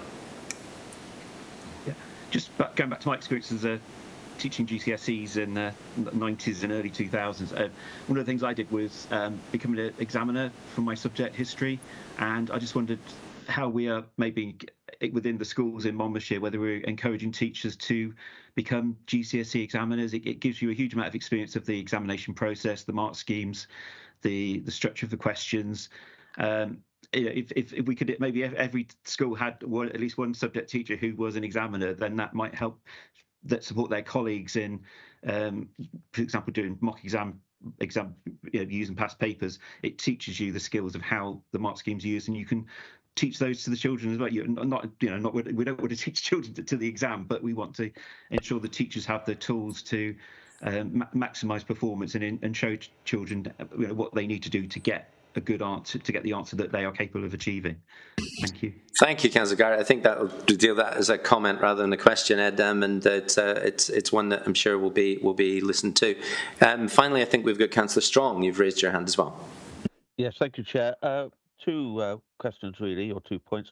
First of all, on the male-female gap, from my own experience as a teacher for many years, closing that gap was a very frustrating experience. In our school, it seemed to be that whatever plan we had to increase attainment from the males, if that worked, it also led to an increase in attainment for the females. So, although obviously it was a good thing to do in itself, it didn't actually close the gap. So, I don't think we should be beating ourselves up on the fact that gap exists. I suppose the question is that experience reflected in the national trends? I guess it is from the figures that I've seen. And secondly, on the issue of the number of pupils leaving with no qualifications, would you accept that because those figures are so low, they are not really statistically significant? Looking at the chart, there's a bit of an inconsistency anyway in that you might have a 0.5% above in the right-hand column compared with the family, but then on the far left it's a 0.0%, meaning that of a cohort of perhaps 200, something like that, the actual number leaving without a qualification is probably either 0 or 1, and that 1, well, you've got a human being behind that who might have all sorts of reasons for not achieving any qualifications, and that the main reason, therefore, for including those figures or that chart is just to flag up that it is something just to keep an eye on, and indeed something to celebrate in terms of the number that do qualify, because it is an achievement for some pupils. Anybody who's been a teacher will know some of the difficulties that those pupils face in just getting through their education and getting that mark that they've actually completed their education to that stage. So would you accept the point about statistical significance? Thank you. Thank you, Councillor Strong. So just a couple of things there. Just really quickly, firstly, accept your first point that that's an unintended consequences, but a positive consequence of interventions that can not lead to closing a gap, but improve the performance of both groups is positive. On your second point on no qualifications, you picked out absolutely correctly that they are very small numbers. What's important is not the numbers on that page. The importance is that there'll be a conversation in every school between the school improvement partner and the head teacher to go, who are these 6 learners? And there will be almost the life story of that learner in a way, of what's been done, what the positives, what we could have done next time, what we will learn for learners in the future that are like this, for what we can do differently. And it's the quality of that conversation that's important, isn't it? Yeah, and thank you. Councillor Strong, did you have any follow-up on that? I'm very happy with that. That's absolutely correct in my view. Thank you. Great. I guess we should make a clarion call for the males to come on, chaps. Let's see you catch up. I'm not sure that will do it, but it's worth a try. Just before we finish, one final question, Ed, and this might be for Will as well.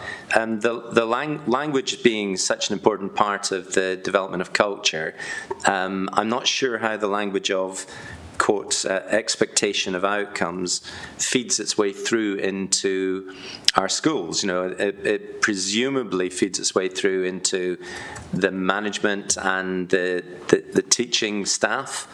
I would be concerned even at that point that it begins to condition attitudes towards the potential outcomes and abilities of young people that could be detrimental to them. If you feel that their outcomes are low, to what extent that would actually have an effect on the way that that young person might be approached in the teaching, in the learning experience.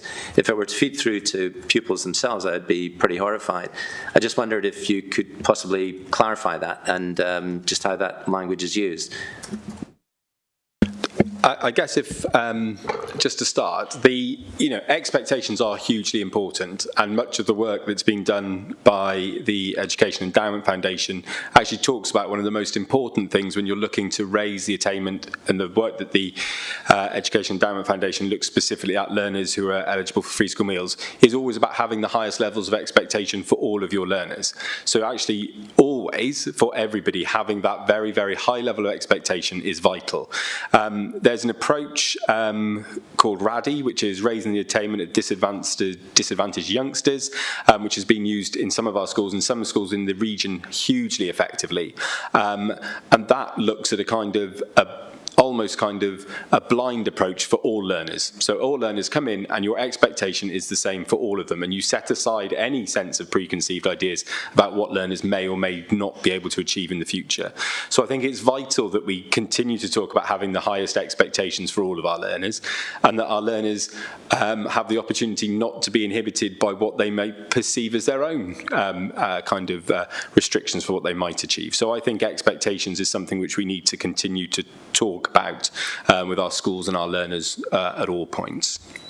Yes, so Will, it wasn't about the expectation of high outcomes, it was any use of any sense of any expectation of lower outcome according to whatever grouping a young person might be in. Of course, completely support and share your view about raising expectations and ambitions. It's the exact reverse of that is really what my question was about. I think all of our schools have grown enormously over the last 20 years plus in terms of trying to overcome that natural knowledge that learners have of where they are, and it's minimising even the most the throwaway comment that can impact on a learner in terms of their ambition about a subject and what they can achieve, and ultimately it's the head teacher and the culture that the teachers then set in those schools that's paramount in overcoming that, isn't it? A flippant comment about a subject in your book can absolutely hammer a learner's confidence for life.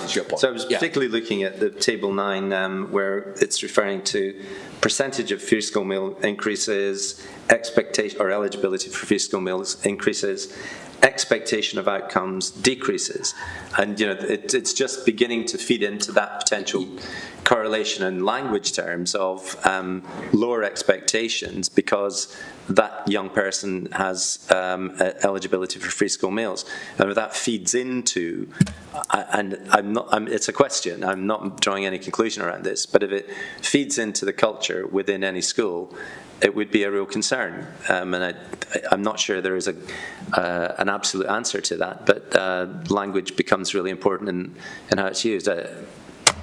Maybe it's best just leave it at that, but it is. I think it's very important that we make sure that doesn't happen.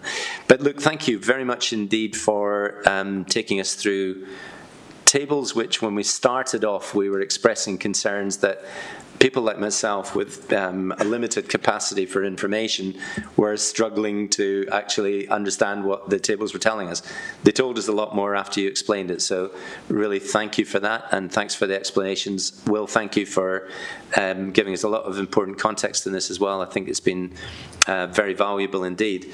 So it's just really to finish by recognising what I think a number of us have said on many occasions, I know, but in the meeting itself, that the work that goes on in our schools is fantastic, and we recognise it, we fully appreciate it, and what we're really focused on is anything we can do as a committee and as a council to see how we might be able to shed some light on any areas where we can keep improving, which has to be our aim. So thank you for all of that, and I'm going to suggest we take a 5-minute break for your 43rd coffee of the morning, and then we'll pick up again with the next item on the agenda. So we'll see you in, we'll aim for 11:45 if that's okay. Brilliant.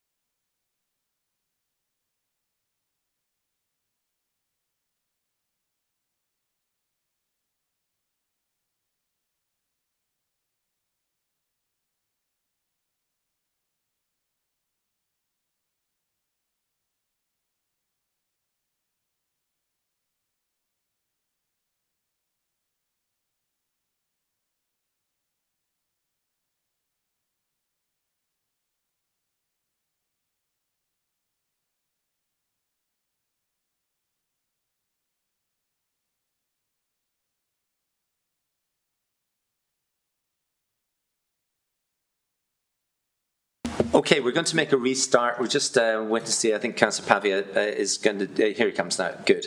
Thanks, Councillor Pavia. And we'll make a restart on the item which is in front of us now. Item 5, the development of children's placements. As we move into this report, which is for us to scrutinise, I just want to clarify that we're not making specific detailed references to any of the addresses of any of the properties that are in the report. We're talking about the report in front of us. So please, if all of us could just recognise that's not something that we should be doing, and that we talk about the report itself that's in front of us and what we want to scrutinise about it. So I'm going to pass it across to, I don't know whether we're fortunate to have the cabinet member with us as well as the chief officer, and I'm seeing Jane, I think Ian's pointing at you to start. Okay, so do you want to start, Jane Rogers, chief officer, to take us through this and see if we can then ask some questions? Thank you very much, Chair, and I will keep this very brief, just in terms of why we're here, which members will be aware we presented a placement development strategy to Council back in April 2024, and since then we've presented a number of business cases to our Cabinet, which has allowed us to develop as projects as are set out in the report. As part of the work, we'd agreed to do updates to this committee because of the high value of some of the projects that we were entering into, and also for the underlying aims of the strategy. So we provided the first update back in October 24, and then this is our second 6-monthly update. So members will be aware, I'm sure, that the overall aims of the strategy was to develop placements for children looked after and care experienced young people, which are closer to their homes and communities, and that support better outcomes for children and young people as they develop into their young adulthood.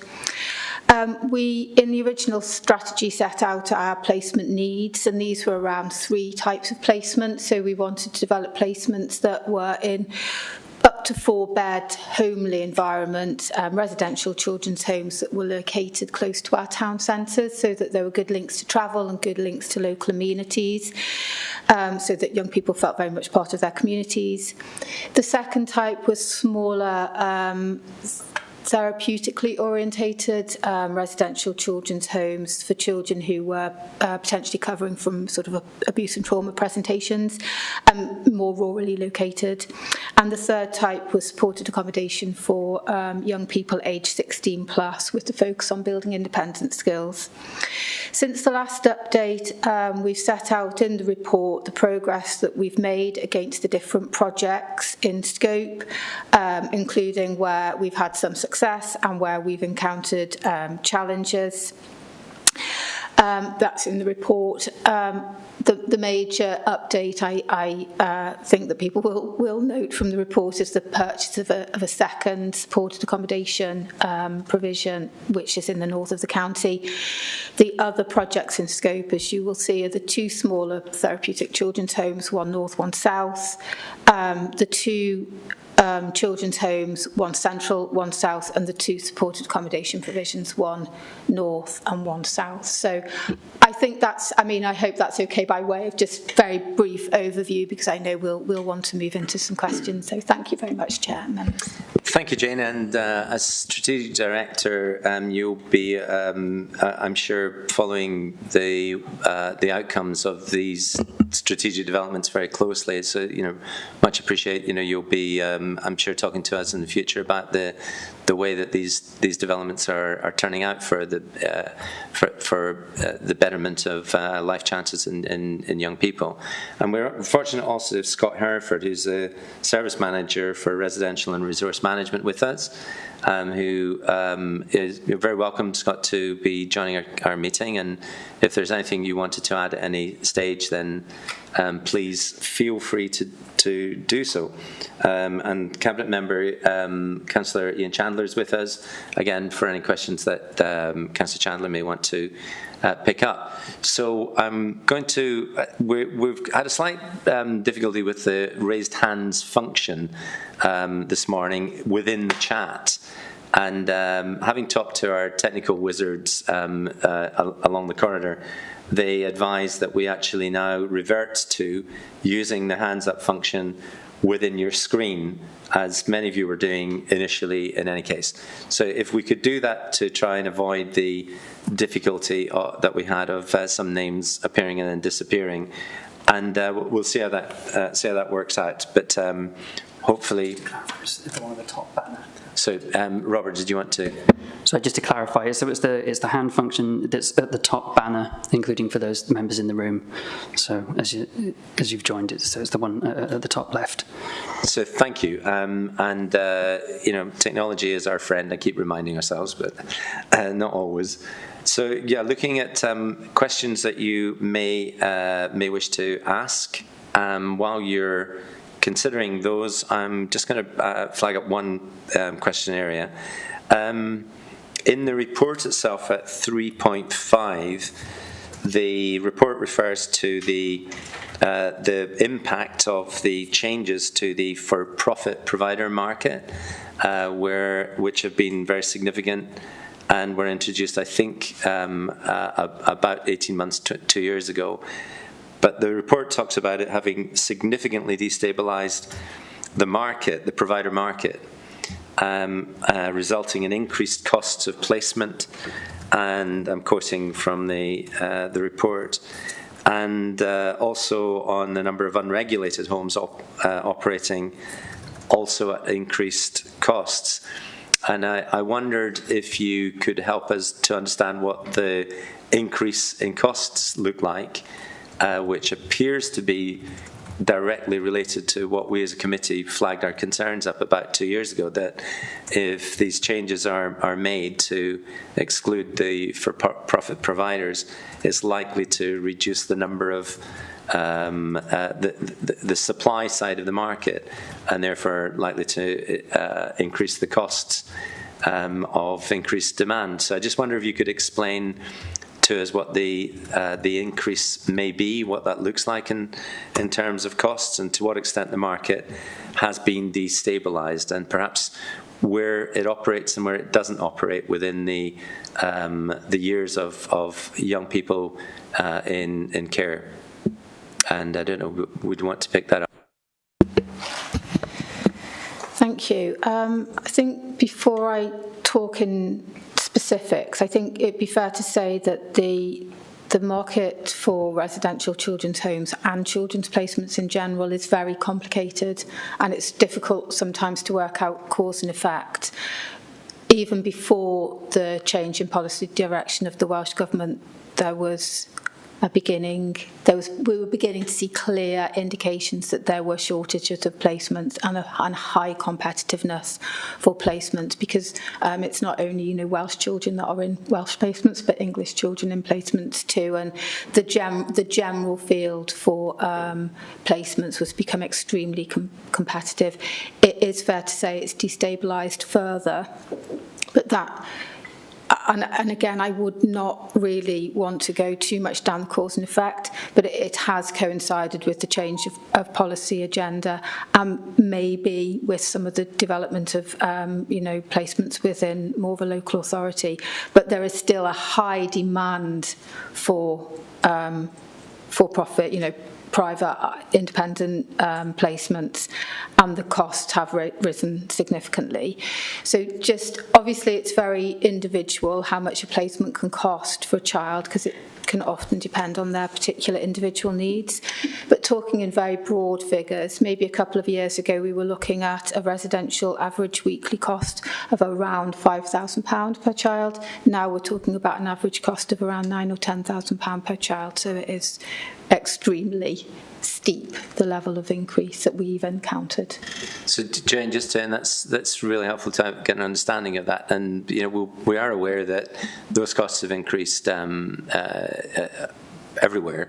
It's by no means unique to Monmouthshire, but just to repeat, £5,000 per week, moving up to around £9,000 per week in a what sort of period? Well, just 2 years. In 2 years. Yeah. Which is a colossal increase in the course of just a very short period of time, is it not? You know, how have you been able to manage your budgets against those sorts of unanticipated changes? I mean, in a nutshell, I suppose it's extremely challenging. I mean, we've continued to work at our strategic objectives around safely reducing the numbers of children who require placements, and that has allowed us to stabilise our figures.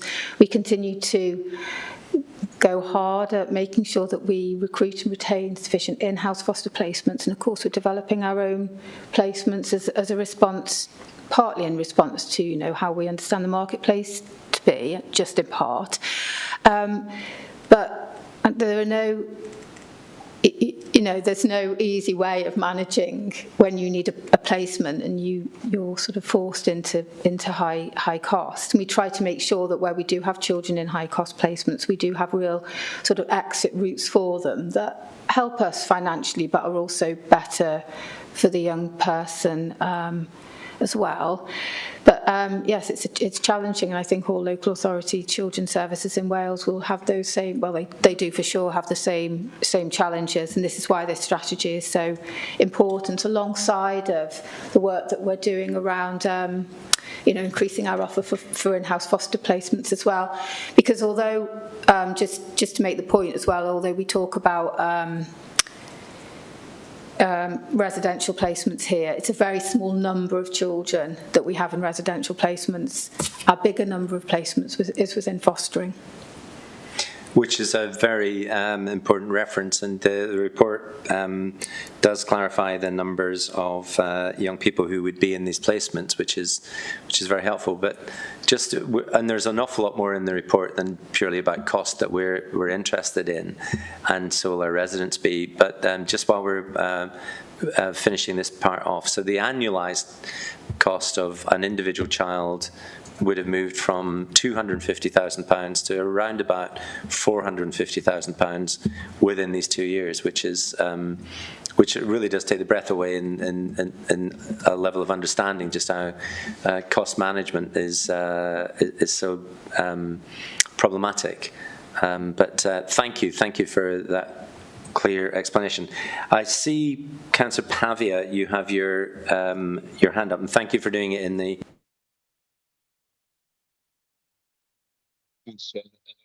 Thanks to Chandler and to Jim for presenting this.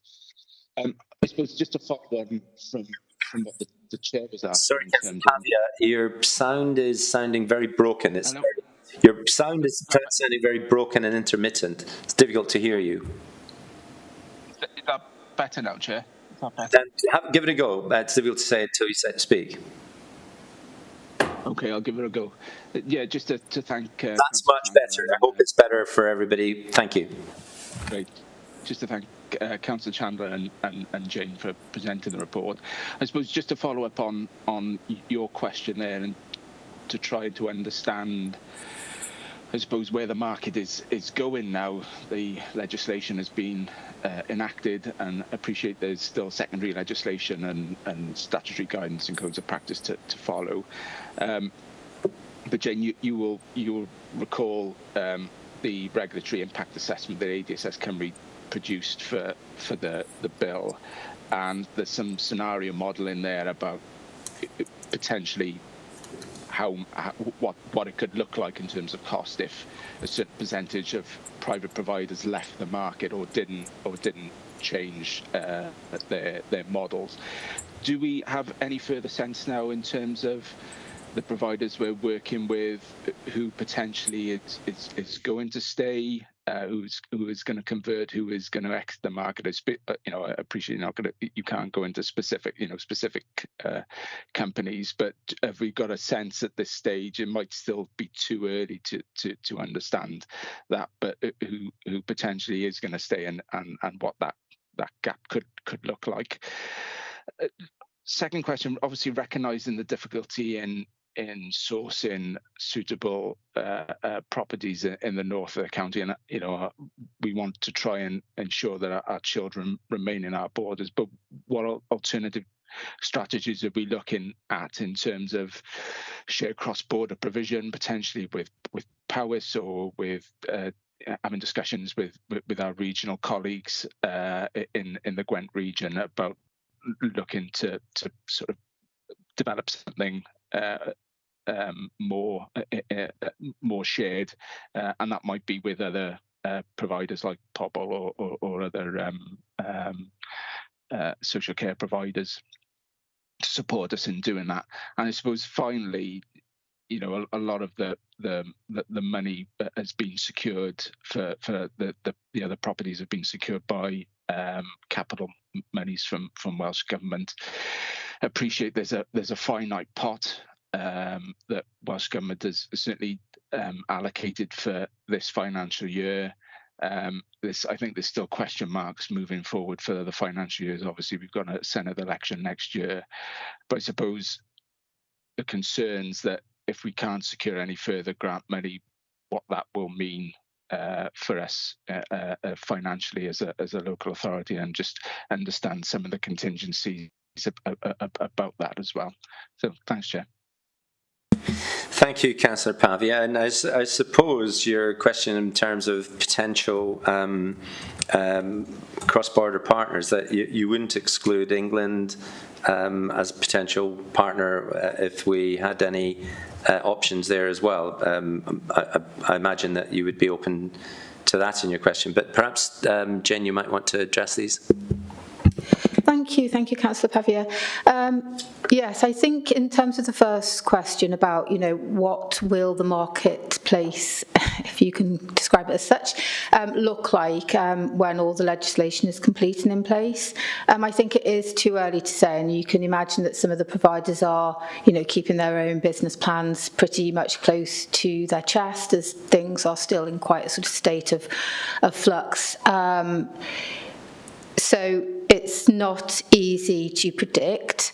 That said, both at a regional, national and local level, we are really trying to engage with providers to ensure that we have a clear understanding of the situation as we can, given that, until it actually crosses the end line, we won't really know. But, in terms of individual placements that we have, our individual relationships with particular providers, we are trying to really keep this on the agenda so that we're as well informed as possible about how all this might start to look over the coming years, which is quite a short time frame really in terms of commissioning in this sort of way. So yes, a bit of an unknown at the moment. I wonder why. Did I press it? The second question was around, how the degree to which we can develop and share with other regions, other local authorities. It's slightly more complicated than you might think in terms of. When you're registered within your own local authority. It's your registered provision. It's quite hard then when you're looking at how you might register on a regional level. But a couple of things that are in the pipeline. I mean, we certainly within Gwent and across Wales are keen to do exchanges of placements, to share each other's placements. And one of the things that we've been talking about at regional level is making sure that we look again at the process mechanisms via which we do that, to ensure that we do have a more regionalised approach to ensuring that none of us carry voids, and that actually where matching might be better across border, that we have the mechanisms in place to do that. And I'd like to think that over the next sort of 12-18 months will be extended across Wales as more local authorities develop their own placements. So it's certainly something that we are thinking about. At the same time, we're thinking regionally around some of the things that really absolutely would work better on a regional basis because of the need. So, for example, how we may be looking at our parent and child as sort of a more assessment provision could be better operated at a regional on a regional basis, but there are certain complications to it. We do come together as a Gwent region very frequently, and this is always on our agenda in terms of how we can work better at regional level. But it's not easy. The third question was around the capital grants, and we've been fortunate enough to be able to really make use of capital grants available to us to this point. We're hopeful that over the next 12 months we would still be able to access some of those grants. But you're right in the sense that, you know, we can't expect that to go on forever.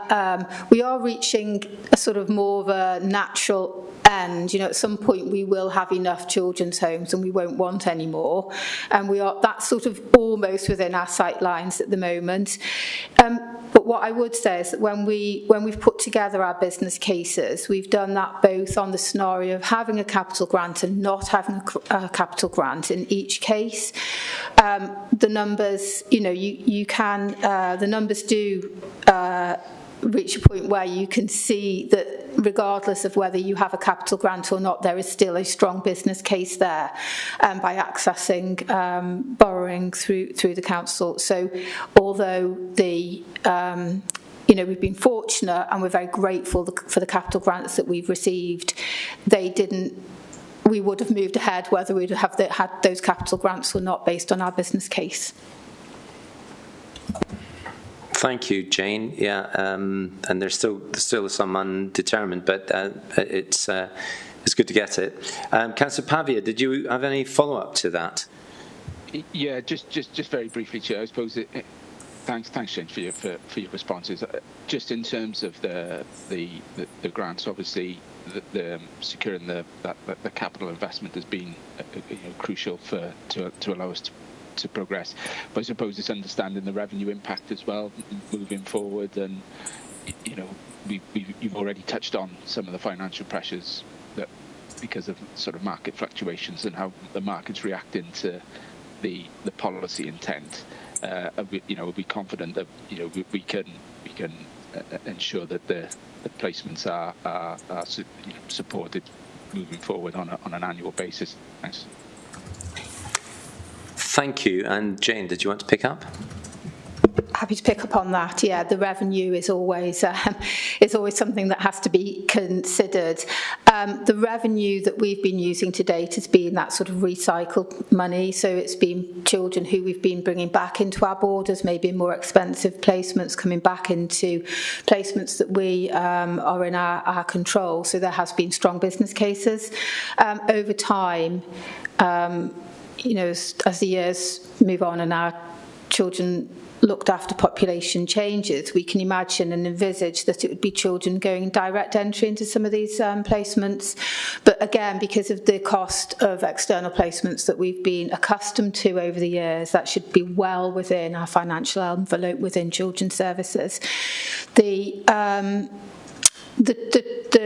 danger point or the trick, I suppose, is that transition phase where you're still got existing placements and you're setting up the running and operations of a new home. And we've tried to, again, factor that in through our business case by assuming a level of voids.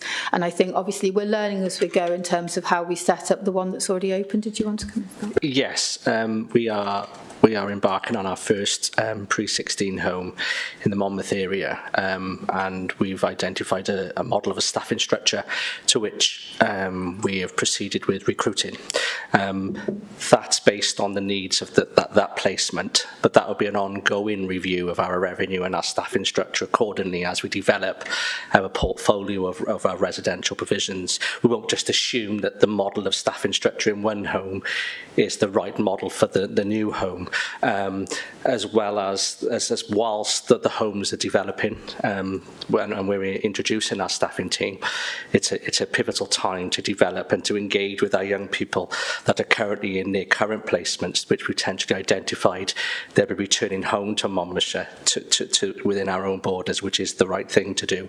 So it's that key part of utilising that time to build meaningful relationships to ensure that the transition for our young people that are currently in other provisions and moving back home to Monmouthshire, it's smooth, it's person-centred, and it's an approach that meets the young person's needs. We will have bumps in the road, but we'll be prepared for that, and we'll be consistent and supportive in our approach. So the revenue part of it is a vital part. Thank you, Scott. That's very helpful. Councillor Pavia, you content with those responses? Councillor Garrett, your hand's up. Thank you, Chair. Thanks, Jane, for the report. I was really encouraged by the success of Caldicott and what's going on there. I just wondered if there are any lessons that you've picked up there that you're able to share with us about things that have gone well, things that maybe could inform what's going to happen in Monmouth. And with regard to Monmouth and the delays to do with the structural work, I just wondered whether there was any comeback, because I know there could be a risk of costs being incurred by the children's services. Have we gone back to the initial surveyor and checked with them whether there's anything that they didn't spot that they ought to have spotted? So, commercially, are we being hard-nosed about whether there was anything that they could have told us at the time of purchase? I mean, as a property purchaser myself, I've had issues with asbestos. It wasn't picked up. So, anything like that we could learn, maybe recover any costs of the initial survey if that wasn't properly done. But really, just to say, great news about Caldicott. Hope and is what can we learn from that? And also, just again, great about the engagement in Monmouth as well with local residents, the initial meeting and then the newsletters and the meeting with neighbours. I think that's really encouraging as well. So thank you, Jane. Thank you, Councillor Garrett. And you might want to just pick up that point about learning from Caldicott. Sorry, Scott. Yes. Let me just clear first. Thank you very much, Councillor Garrett.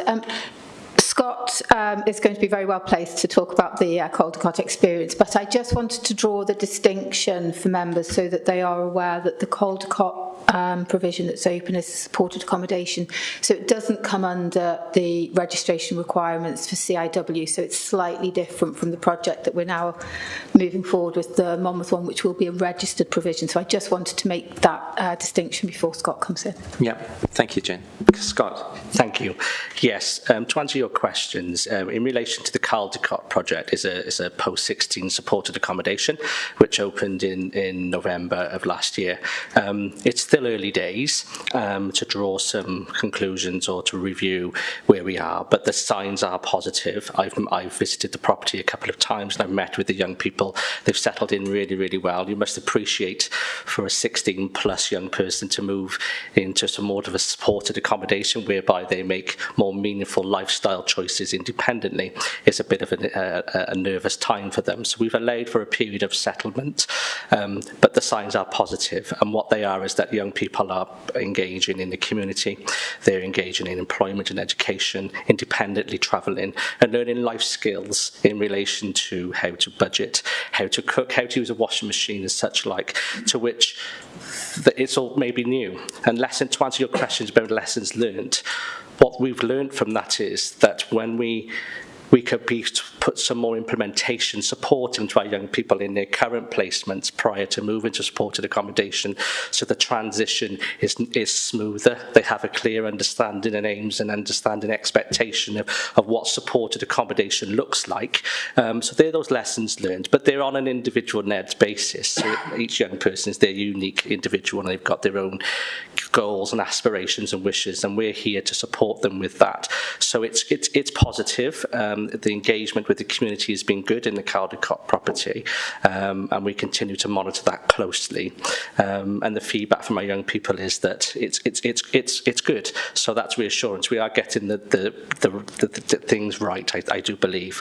In relation to the property in Monmouth around the development, yes, there's always lessons to learn. We in Monmouthshire, we embarked as a new project, as you know, in developing our residential provisions. So we sourced the expertise of other local authorities around the technical scrutiny and design for building or refurbishing of a home, because you can purchase a home, which we do, and then we have to comply with the Care Inspectorate Wales legislation and standards of what needs to be in place in order to operate within registration.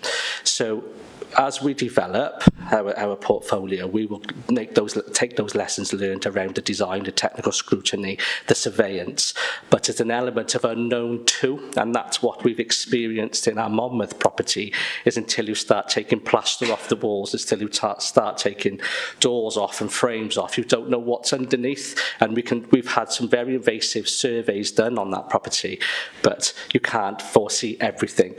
So what we can learn is to factor in timescales to allow for such eventualities and be more, potentially a little bit more, give a little bit of wider scope to ensure that we have enough flexibility to ensure that the service and the project is delivered within a more meaningful time. But we are there, that lessons learned, and you can take those lessons and turn them into a positive, I believe. Thank you, Scott. And Councillor Garrett, did you have any other follow-up on? No, that's great. Thank you. Thanks, Scott. Thanks, Jane. Thank you. Yeah, great. And just on that particular Monmouth home that you're referring to, I think in the report it clarifies that it slipped by about 9 months or thereabouts to June 2025, Scott, yeah? Yes, and there's a couple of factors for that. There's like I say, there's procuring contractors. There is an element of ensuring the technical scrutiny was completed. There is a delay, a little delay, because we've unearthed some structural or some fabric to the building to which we need remedial work that wasn't initially identified. So it supports that. We need to be more realistic potentially going forward around timescales. But that said, we are doing everything that we can to bring that project in within the new agreed time. We meet bi-weekly with the contractors, with the states within Monmouthshire, myself, the head of service, to review and to try to expedite any timescales as we can. I appreciate there's a challenge to open that home, but a caveat to that also, it does allow a little bit of time to get the infrastructure right to ensure that our young people transition smoothly.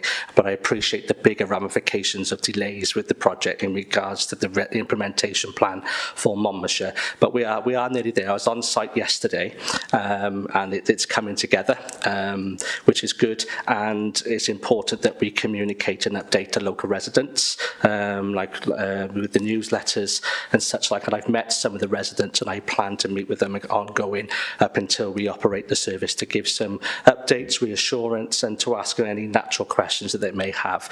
But we're hopeful to bring the new timescale in as indicated in the report.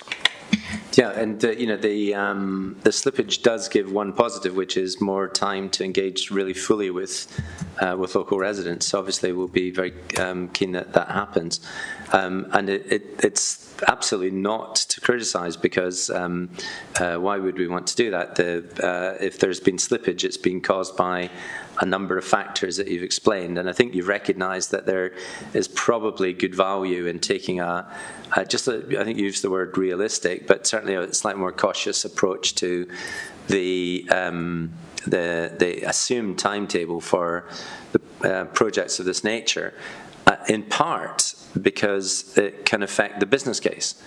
So the business case was presented on the basis of it being developed 9 months, about 6 months ago, and placed into action for the full year, and in fact earlier than the full year, and it won't happen until probably the last 9 months of this financial year. So it changes the business case, and for the avoidance of that becoming a problem, I would definitely support your view that taking a more cautious approach to the timetabling of projects might be a good thing. Better to over-deliver than under-deliver, I guess, broadly.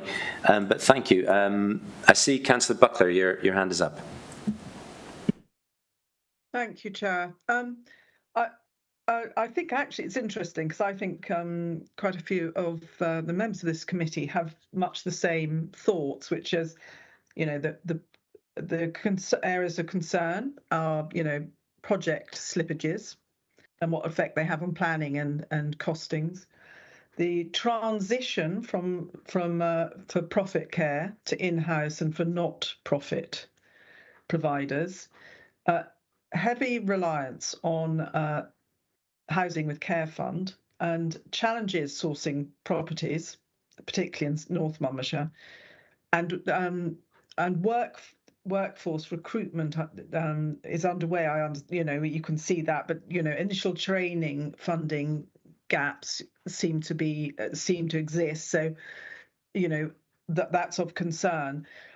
On the non-profit angle, do you think it's actually going to save money?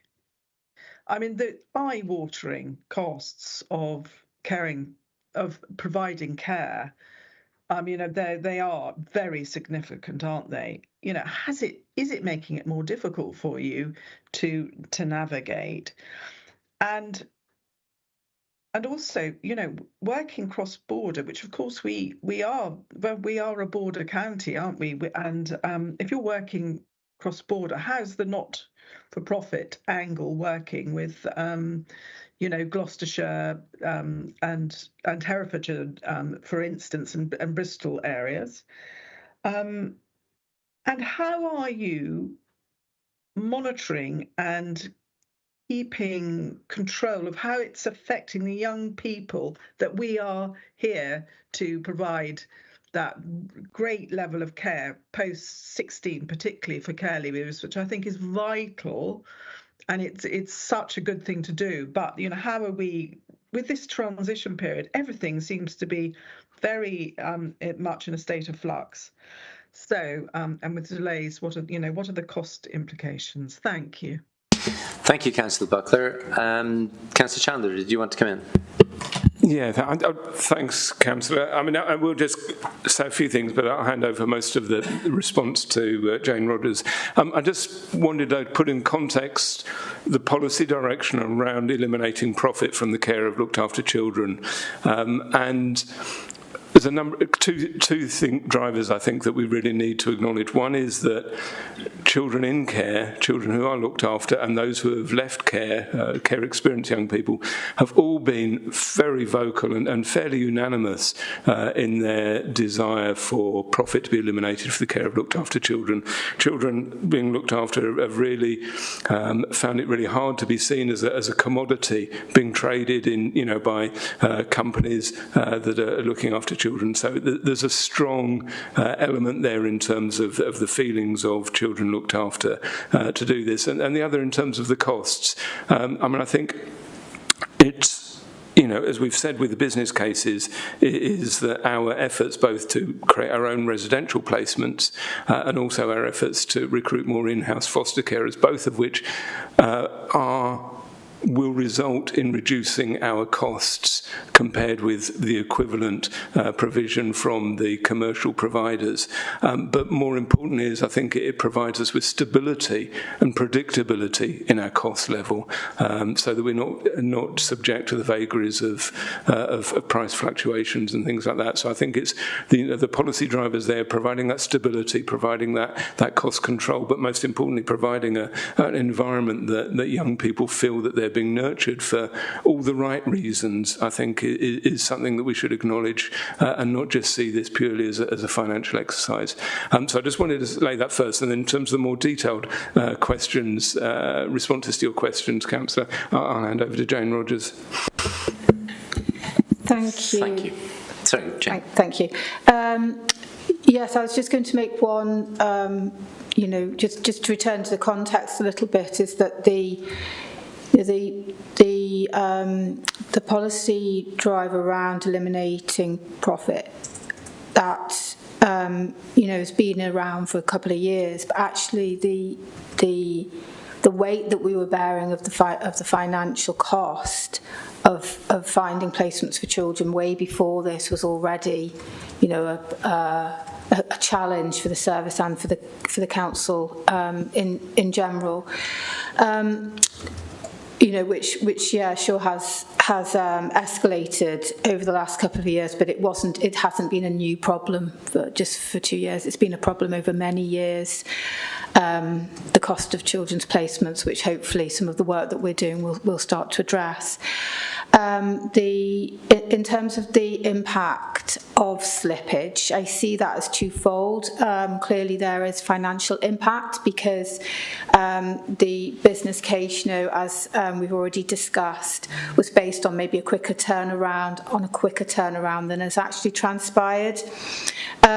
So it affects our financial planning in terms of some of the children's, some of the costs that we might have achieved through a quicker implementation won't now be achieved. But we've always sort of said within children's services that the landscape of the 190 odd children that we have looked after is dynamic. We're constantly reviewing care pathways for those children, and there are sort of contingencies around, well, if this child is ready to move here and this placement becomes available, that will create either a cost or a saving. And that's sort of done over the whole 190 cohort of children. Some children, having more attention because they may be in placements that aren't that suitable. Others maybe less so because they're in stable placements where we would want them to be. But it does create quite a dynamic approach to financial planning. So although this has an impact, the slippage at the Monmouth property does have an impact, there are ways in which as a service as a whole we're able to manage that and take it into account.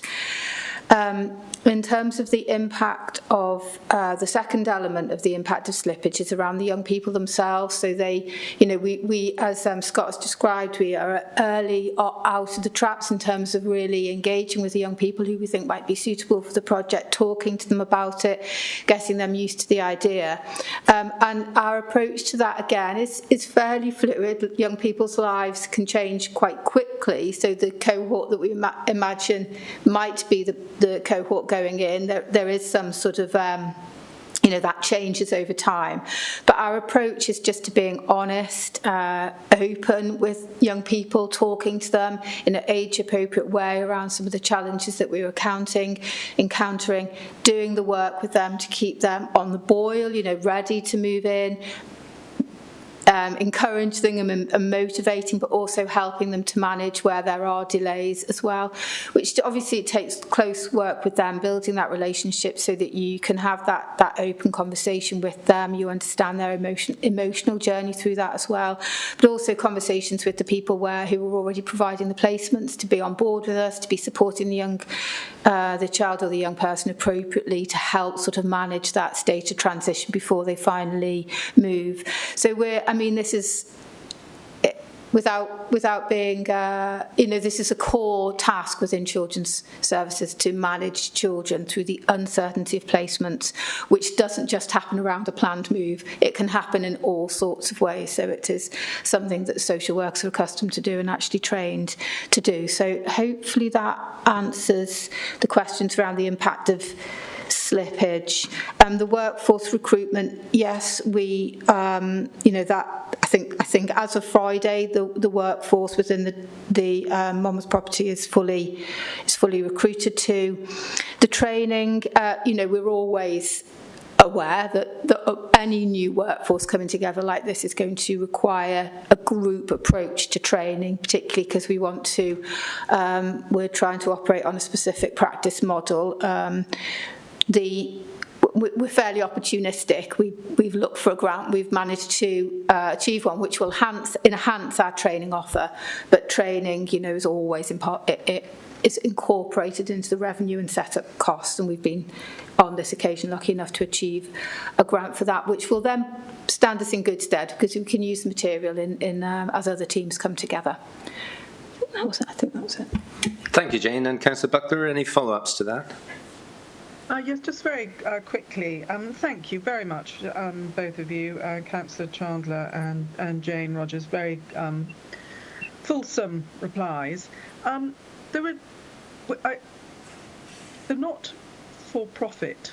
There's a sort of angle from the Welsh Government.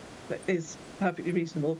And it's really perception, isn't it? Because the young people who are being looked after, it's how you present the care they're having, whether they feel that they're being exploited or whether they're being looked after.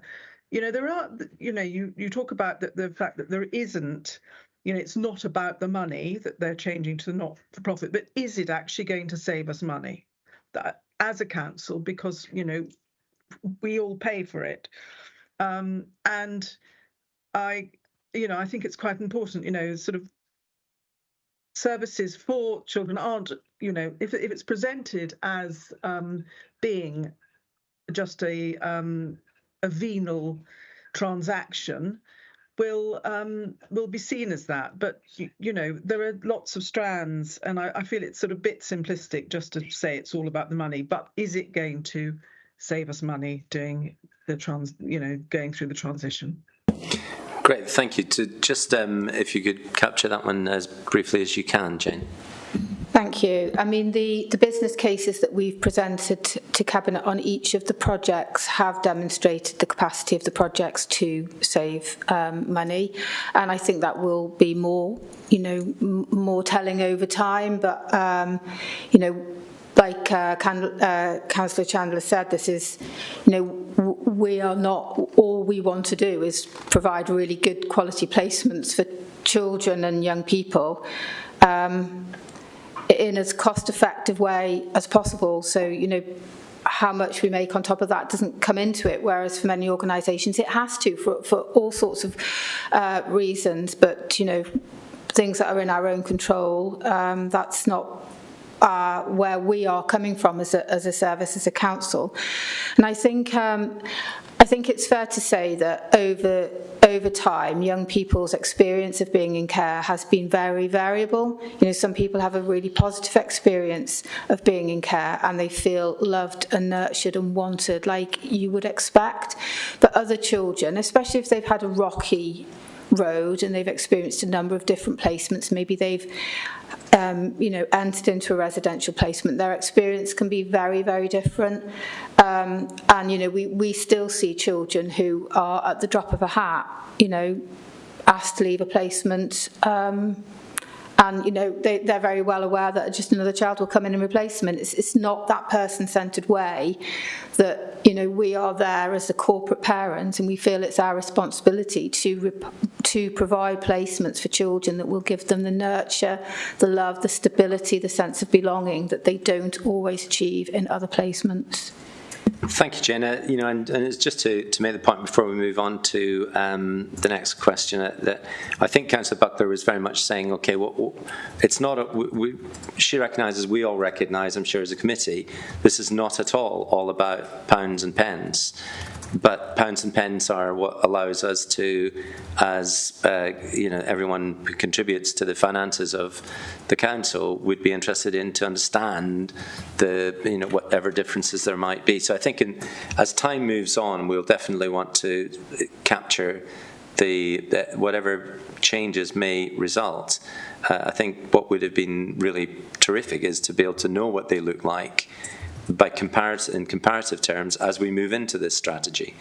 Because if the business case has changed significantly due to timing, there's a point where you need to know, well, actually, it will cost X over the next year and Y over the year ahead of that, compared with whatever it has been in the last couple of years. And I guess it's that obscurity that is the reason why Councillor Buckler asked the question twice. But I do want to move on, and I think we need to come back to this. Yeah, please do. Yes. Yeah. Thank you very, very much for really trying to emphasise this sense of like, well, are you, how does it really stack up? And I at the moment, we are.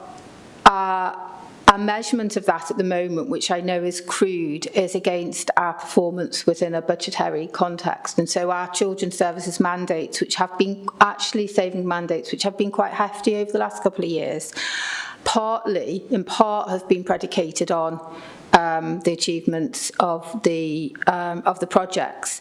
So some of our savings from the last financial year were because of the Caldecott project opening.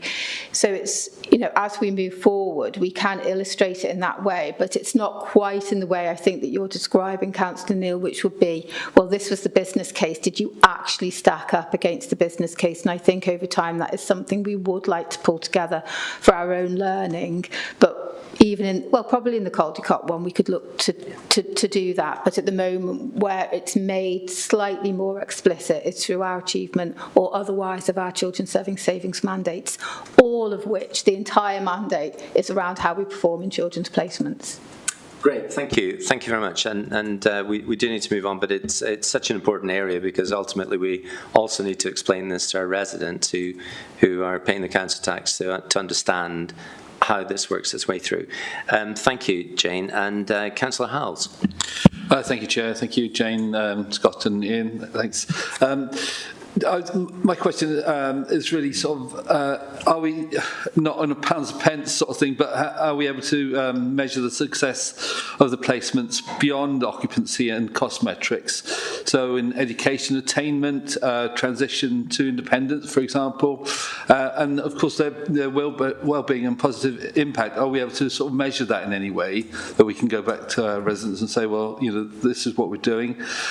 Secondly was how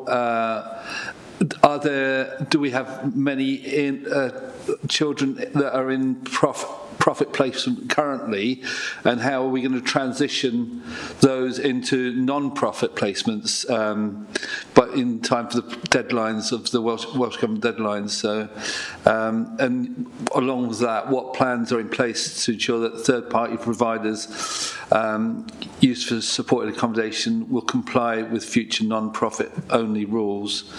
And then finally, a note from our budget that we've allocated more money to the fostering team, and are we seeing any sort of uptake in fostering to sort of reduce our cares for children?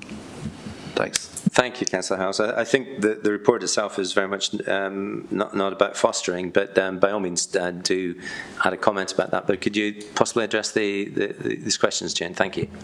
Thank you very much.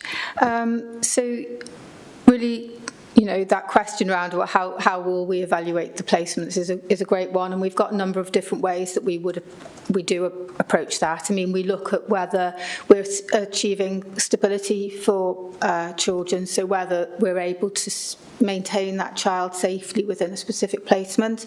So we should. Obviously, it's early for us because we're only just sort of beginning these, but yeah, we'd look to how long a child remains in placement and whether it's a planned end or an unplanned end is one of our key evaluation criteria. For the 16 plus, it will be where they eventually move on to. Are they prepared and ready? Are they able to secure proper, appropriate move on accommodation or take that next step into independence? So again, it's slightly early. I don't think we've had anybody leave yet, have we? No. So yeah, that will be another key evaluation. And of course, we will be getting evaluation direct from the children themselves and the young people themselves as to whether they feel happy and the placement is achieving what they want it to achieve for them as individuals. So I suppose that's the sort of area that we'd look at. And then we've got our external CIW for our registered children's placements who would come and do that sort of more independent, higher level overview of whether the placement is working well or not. Anything else, Scott? Yeah, it's up until now we've had lack of internal provisions. So what that's led to is we've had a number of young people in residential registered homes that may be for profit that are more than ready to step down into supported accommodation to the next stage of their semi-independence, but due to lack of opportunities, as in accommodation, they've remained living within a residential setting. By setting up our post-16 supported accommodation provisions would allow that natural transition to support our young people to move when they're ready. That then potentially, when we open our registered services as well, allows opportunities for young people to come into residential care that require support, maybe whether they're in a proper provision that's outside of Monmouthshire or a near referral. But what it will enable us to do is to track in time, when we're more established, how many young people we've supported to transition at the time that was right for them, through to their semi-independence, from residential to semi-independence, but also that will allow us to understand any rev cost implications and the potential savings for that, as in children remaining in costly placements for when they've been ready to move on but lack of provision. So that would enable that to naturally provide that information. Thank you, Scott. The gender, were you trying to come back in? Oh, no, I was just kind of carry on with the other question. Yeah, please. Yeah. The question around how many children we've got currently in for-profit. Now, we do know that, but I don't know it off the top of my head. The main children that will have the highest number of children in for-profit will be in independent fostering agencies. We've just tipped in terms of more children in fostering or in in-house provision rather than independence, but that's still our biggest cohort of children who are in profit. I will be able to provide those numbers in more detail in writing following the committee. In terms of where we, our plan, so each of those, it's 192 children. It does allow us to individually, sort of plan for each of those children. So all the children that we have in for-profit, we've got a sort of notional sense of either where they'll have already left because they've turned 18 or whatever. We've got a sort of a pathway for them around the out of, to be compliant. It's hand in hand with our ability to recruit in-house foster carers. So at the year-end figure last year, we had a net increase of 2 fostering households, which doesn't sound much, but actually any net increase in fostering is an achievement, and that was done before we've had the uplift in the fostering fees and allowances. Hopefully next year, I think we've got a couple of families in assessment now, so hopefully that net figure will increase again. And of course, you have a net increase of 2 fostering households doesn't mean that it's 2 placements. It could be more than that. So lots to do around fostering, but it's absolutely critical to this whole agenda. In terms of third-party providers and compliance, I'd have to really have a real detailed look at the legislation, but I think the onus will be on us not to place in terms of compliance with legislation. It'll be illegal for us to place, but it will also be illegal for providers to register. So the compliance will be a matter for CIW and Welsh Government, I imagine. But yes, we'll obviously have to make sure that we're legally compliant as well. Yeah. Thank you, Jane. Very interesting too. Councillor Howes, any follow-up? Thank you. So I see Councillor Bond with your hand up. I think you're the last question. Thank you, Chair. I'll be very quick. Thank you very much, Scott, Jane and Ian. A very clear and comprehensive report. Thank you for that and update. Just one quick question. I think I gleaned from it, and I think you've mentioned a little bit already. There's a gradual decline in children looked after. Is that? Can you tell us why, please? And will that help us in the future? Not help us, but yes, help us provide in the future. Thank you. Yeah, it's interesting because there was a leading report that I noticed in today's media about the forecast rise across the United Kingdom in children in care, and I think the projected cost rising to £3.6 billion annually. But it's a great question. Jane, have you got the absolute answer for this, Jane? I'm not sure if there are any absolutes in children's services, but I will. I have got an answer. Well, we've seen over the last 3, 4, 5 years of sort of stabilising and a very small gradual decline. The numbers are a little bit deceptive because we have cohorts of unaccompanied asylum-seeking children as well, which we don't count in our sort of baseline of Monmouthshire children who are needing to be looked after. What I would want to stress here is that there's been I wouldn't want there to be the impression that the needs of children or the complexity of children have changed in any way. In fact, in some ways, the complexity of family need has increased. What we've been able to do over time and with strategic intention is to ensure that we have really good and coherent family support options there, which has allowed us to hold children as safely as we want to. I don't know whether that's the right expression, as safely as possible in communities, whereas in the past, because we haven't had that level of robust family support in place, which takes years to build up, really, we would have been looking perhaps more to bring children into care. It's a very fine balance sometimes for families as where we feel is the right and the right option for a child. But our line is always, wherever we are able to do so safely, we will support children to remain at home with their families.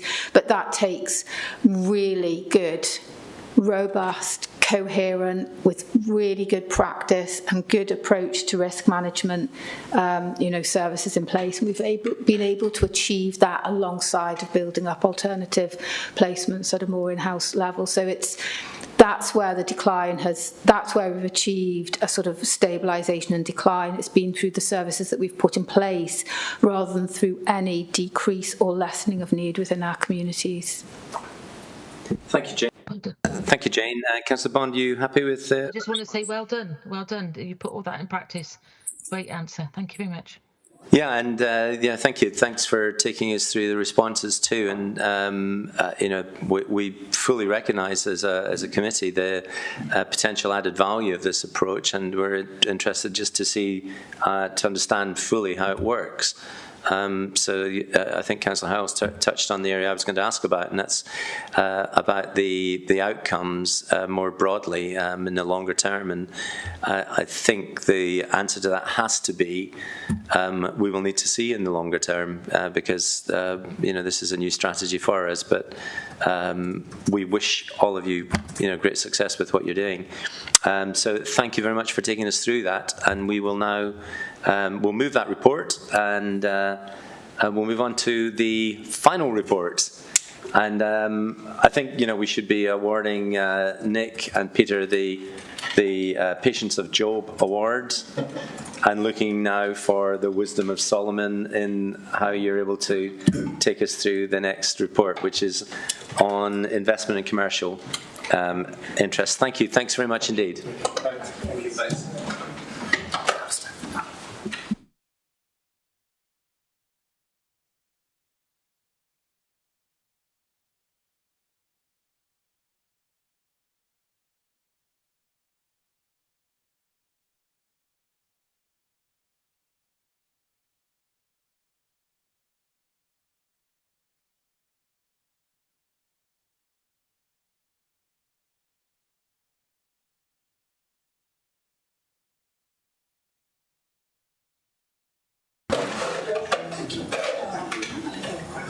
Councillor Callard, welcome online. I notice you've joined us online, and I think you probably want to introduce the report. And thank you also for your patience and timing, may I say, because I don't know, you must be in contact with somebody very excellent timing to be able to. I've been sat here for 3 hours, Chair, and been enjoying the debate, actually. We certainly hope so, because we've enjoyed it too. But anyway, I'll be asking you if you would to introduce the report. This is the report on the investment and commercial interests update. And welcome to Nick. You'll be able to introduce your full title. It actually varies on the website to your report. But I'm going to ask you to clarify that for my benefit, and I'm sure everybody else. And thank you also, Peter Davis, for being with us, as well as Councillor Callard. So, Councillor Callard, over to you for the investment and commercial interests update. Thank you, Chair.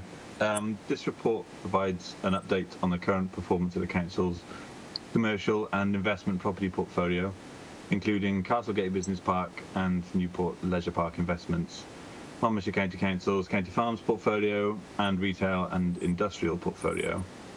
Monmouthshire County Council benefits from a diverse land and property portfolio that has delivered a commercial return over a number of years.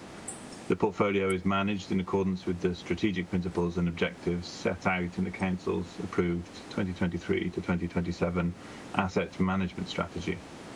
The asset register consists of a range of different land and property which have come into Monmouthshire County Council's ownership over many years through a mixture of acquisition, donation, local government reorganisation, and these include the acquired investments of Castlegate Business Park and Newport Leisure Park, industrial units, retail units, office accommodation, county farms and Bryn Gwyn livestock market, and also Oak Grove Solar Farm. Ongoing management and monitoring of the commercial and investment portfolio is undertaken by officers within MCC's estates, finance and legal departments. Acquired investment assets are supported as part of the wider functions and responsibilities of landlord services, and departments are in regular contact with the appointed managing agents for the respective sites. The cost of managing agents is incurred by tenants of the respective properties, recovered via service charge payments. The combined gross income for all investment and commercial assets, inclusive of acquired investments for 2024-2025, was £3,871,000. Since they were acquired, both of those acquired investments, that's Castlegate and NLP, have generated a combined net income of £2,216,948.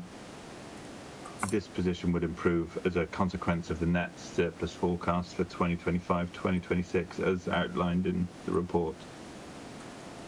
The 2025-2026 forecast is reflective of existing lettings and therefore presumes no further lettings or surrenders will be realised.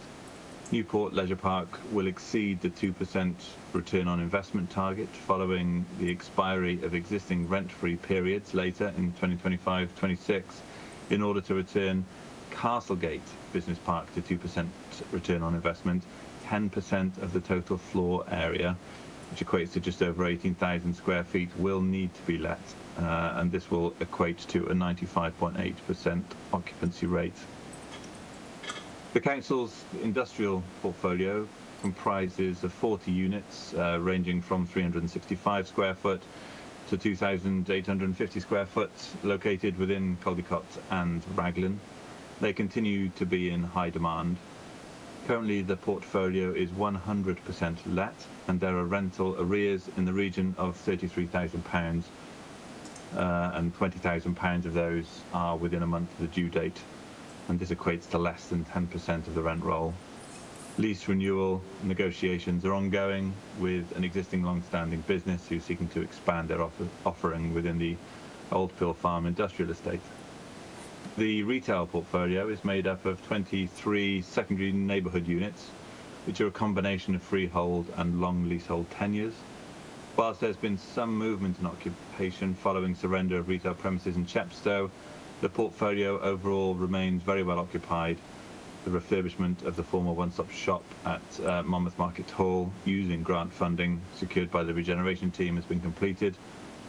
The space was used recently for the Monmouth placemaking consultation event. Change of use application has been submitted to planning for the former planning offices at Market Hall for the use of a gallery, workshop and event space. Teams have been agreed for a new lease subject to planning approval. Terms have been agreed for a new lease subject to planning approval. Inquiries are being made with potential co-working operators to facilitate the hire of the space. These uses will generate a rental for Monmouthshire County Council and offset ongoing revenue costs for the respective properties. The ground floor of Innovation House in Magor has recently been reoccupied in part by Monmouthshire County Council's Social Care Workforce Development Team, which has enabled previously leased premises to be released, resulting in a £25,000 per year saving. The second floor, smaller wing, is occupied and generating a rental return, and the remaining vacant space continues to be marketed.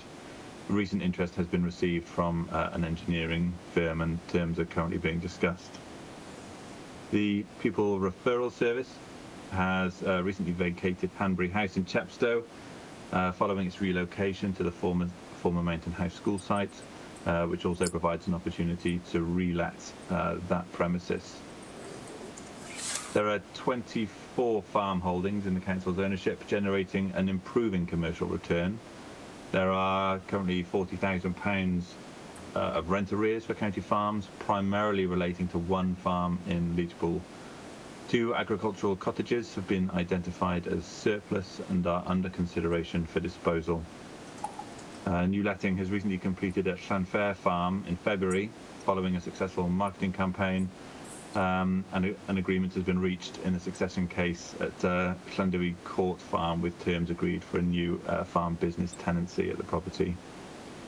Forfeiture notices have been served on one council farm for non-payment of rent, and we will be seeking vacant possession via a court order.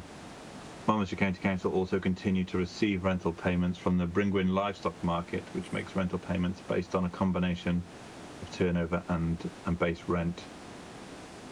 Income from the council's solar farm is currently forecast to generate a net income after operating, maintenance and borrowing costs of £285,916. This is against the £402,000 income target, so there is an underperformance there. This is mainly due to a number of grid outages on site, plus a scheduled replacement of inverters, resulting in downtime. Adverse weather conditions have also contributed to the reduced income return. It's anticipated the performance will improve through 2025-2026, with the forecasted gross income of £751,286, and since 2017 the solar farm has generated a gross income for Monmouthshire County Council of £5,186,879, which is a return on investment of approximately 5%. And if this weather continues as well, I'm sure we'll get we'll get good output from those panels. This report outlines a £374,861 improvement in the performance of the investment portfolio from the 2024-2025 projections. The 25-26 projections have been adjusted to reflect the changes and risk associated with Cineworld's occupation in Newport Leisure Park. And despite these changes, both Castlegate Business Park and Newport Leisure Park are projected to generate a significant improvement since 2023-2024, and in the case of Newport Leisure Park, a net surplus after its borrowing repayments. And I look forward to questions from the committee. Thank you, Chair. Thank you, Councillor Callard. That's a really useful overview of the report. Thank you. I'm going to move to, actually I should ask Peter and Nick, if you, did you want to bring in any further points before we move to questions? Yeah, thank you, Chair, if I may. Sorry, not to extend it any further. No, please. And can I just make sure, Nick Keys, could you introduce your job title? Because I've looked at the website and also at the document, and they're somewhat different. No, there is. No, so I'm the Acting Head of Landlord Services in the authority at the moment. I think the job title that's slightly listed on the website is my substantive post, I suppose, but the one that I'm in is the Acting Head of Landlord Services. Yeah, thank you, Chair. Thank you, Councillor Callard. Good afternoon, everyone. Only 3 points, but 3 points perhaps I might come in on that I think might be helpful in terms of just contextualising some of the helpful detail that Councillor Callard's just touched on there. So if I can draw people's attention to 3.8 within the report, which is page 3, and it's the table really that kind of summarises some of the findings relating to Castlegate and NLP. The reason I do that is I think certainly the eagle-eyed amongst you may well have spotted the fact that we're reporting an improved performance in terms of revenue, but that the occupancy rate is actually slightly reduced by 0.03%. The reason I want to highlight that, just I think for clarity, perhaps any residents watching as well, is that members will recall in the last update last September, we shared that we had a production company that was occupying part of the space and paying a very commercial rate for doing so. Their production is now finished, so whilst they've vacated, what's happened over the last 6 months is we've been working very hard to obviously get occupants for other areas within the building. The production company were obviously on a short-term agreement, and what you can see now in the kind of recovery back to 87.8%, if you like, is reflective of the fact that we have secured now new tenants either within the flexi suites or other areas, and the consequence of that is that you've got a stronger level of return within the kind of the financial year, but ultimately the occupancy rate is very slightly smaller. So I just wanted to draw attention to that in terms of perhaps the recovery from where we were. It may on face value look like nothing's happened, but it certainly isn't that. It's just that one tenant's ended and we've obviously identified some others. Another point away from that, but very relevant to Castlegate. I'm very mindful in a previous presentation of this report around 6 months ago, I think a fair question was asked around economic development benefits that are being achieved through the ownership of Castlegate Business Park. So you'll notice in the framework at the end of the report, I've captured some detail around job creation that's been achieved indirectly, I suppose, as a result of our ownership. And what that lists is that despite the occupancy rate being, let's say, relatively stable then through the 6 months, there's 32 additional jobs now that have been created through existing businesses expanding within the property. In total, because we can clearly look back on the financial year now, that's 65 jobs in total through all the existing businesses that have been created within Castlegate. So I just wanted to acknowledge that as it is relevant to a previous question that we've had. And then the final point, and I think it's relevant to risk, really, I think Councillor Calla covered it, but it's important to just re-emphasise.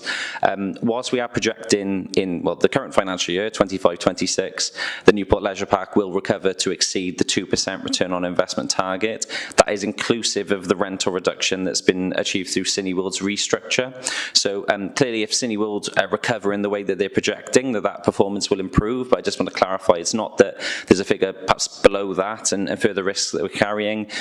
We've as always, we take a view in the report in terms of tenancies that perhaps we know to be ending or break clauses that might be at risk. I've noted within the report at Castlegate there are only 2 tenants that benefit from a lease expiry or break within the next 12 months.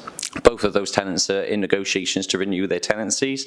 At Newport Leisure Park, there's only 1 tenant, which is at the very end of the financial year, that could be subject to a break, and they've certainly not expressed any interest in looking to do so at the moment. So apologies for those additions, Chair, but hopefully they're helpful. Thanks. They're really helpful, and thank you. That's really important for us to hear. So I'm going to move on to questions now, and I see Councillor Newell's hand up. Thank you, Chair. And well done again to Councillor Callard. You don't have a, I'm not envious of your job at all, and I was really impressed with your work on the budget, and this report is very, very good. If I could refer you to my colleagues there to 3.26, and in particular Castlegate Business Park, if I can, and I'm just looking at my other screen here. We've got 2 tenants, and they are now in negotiation for a new lease renewal. My worry, and again, this is part of my learning process, we're forecast to lose another £111,000 on that site.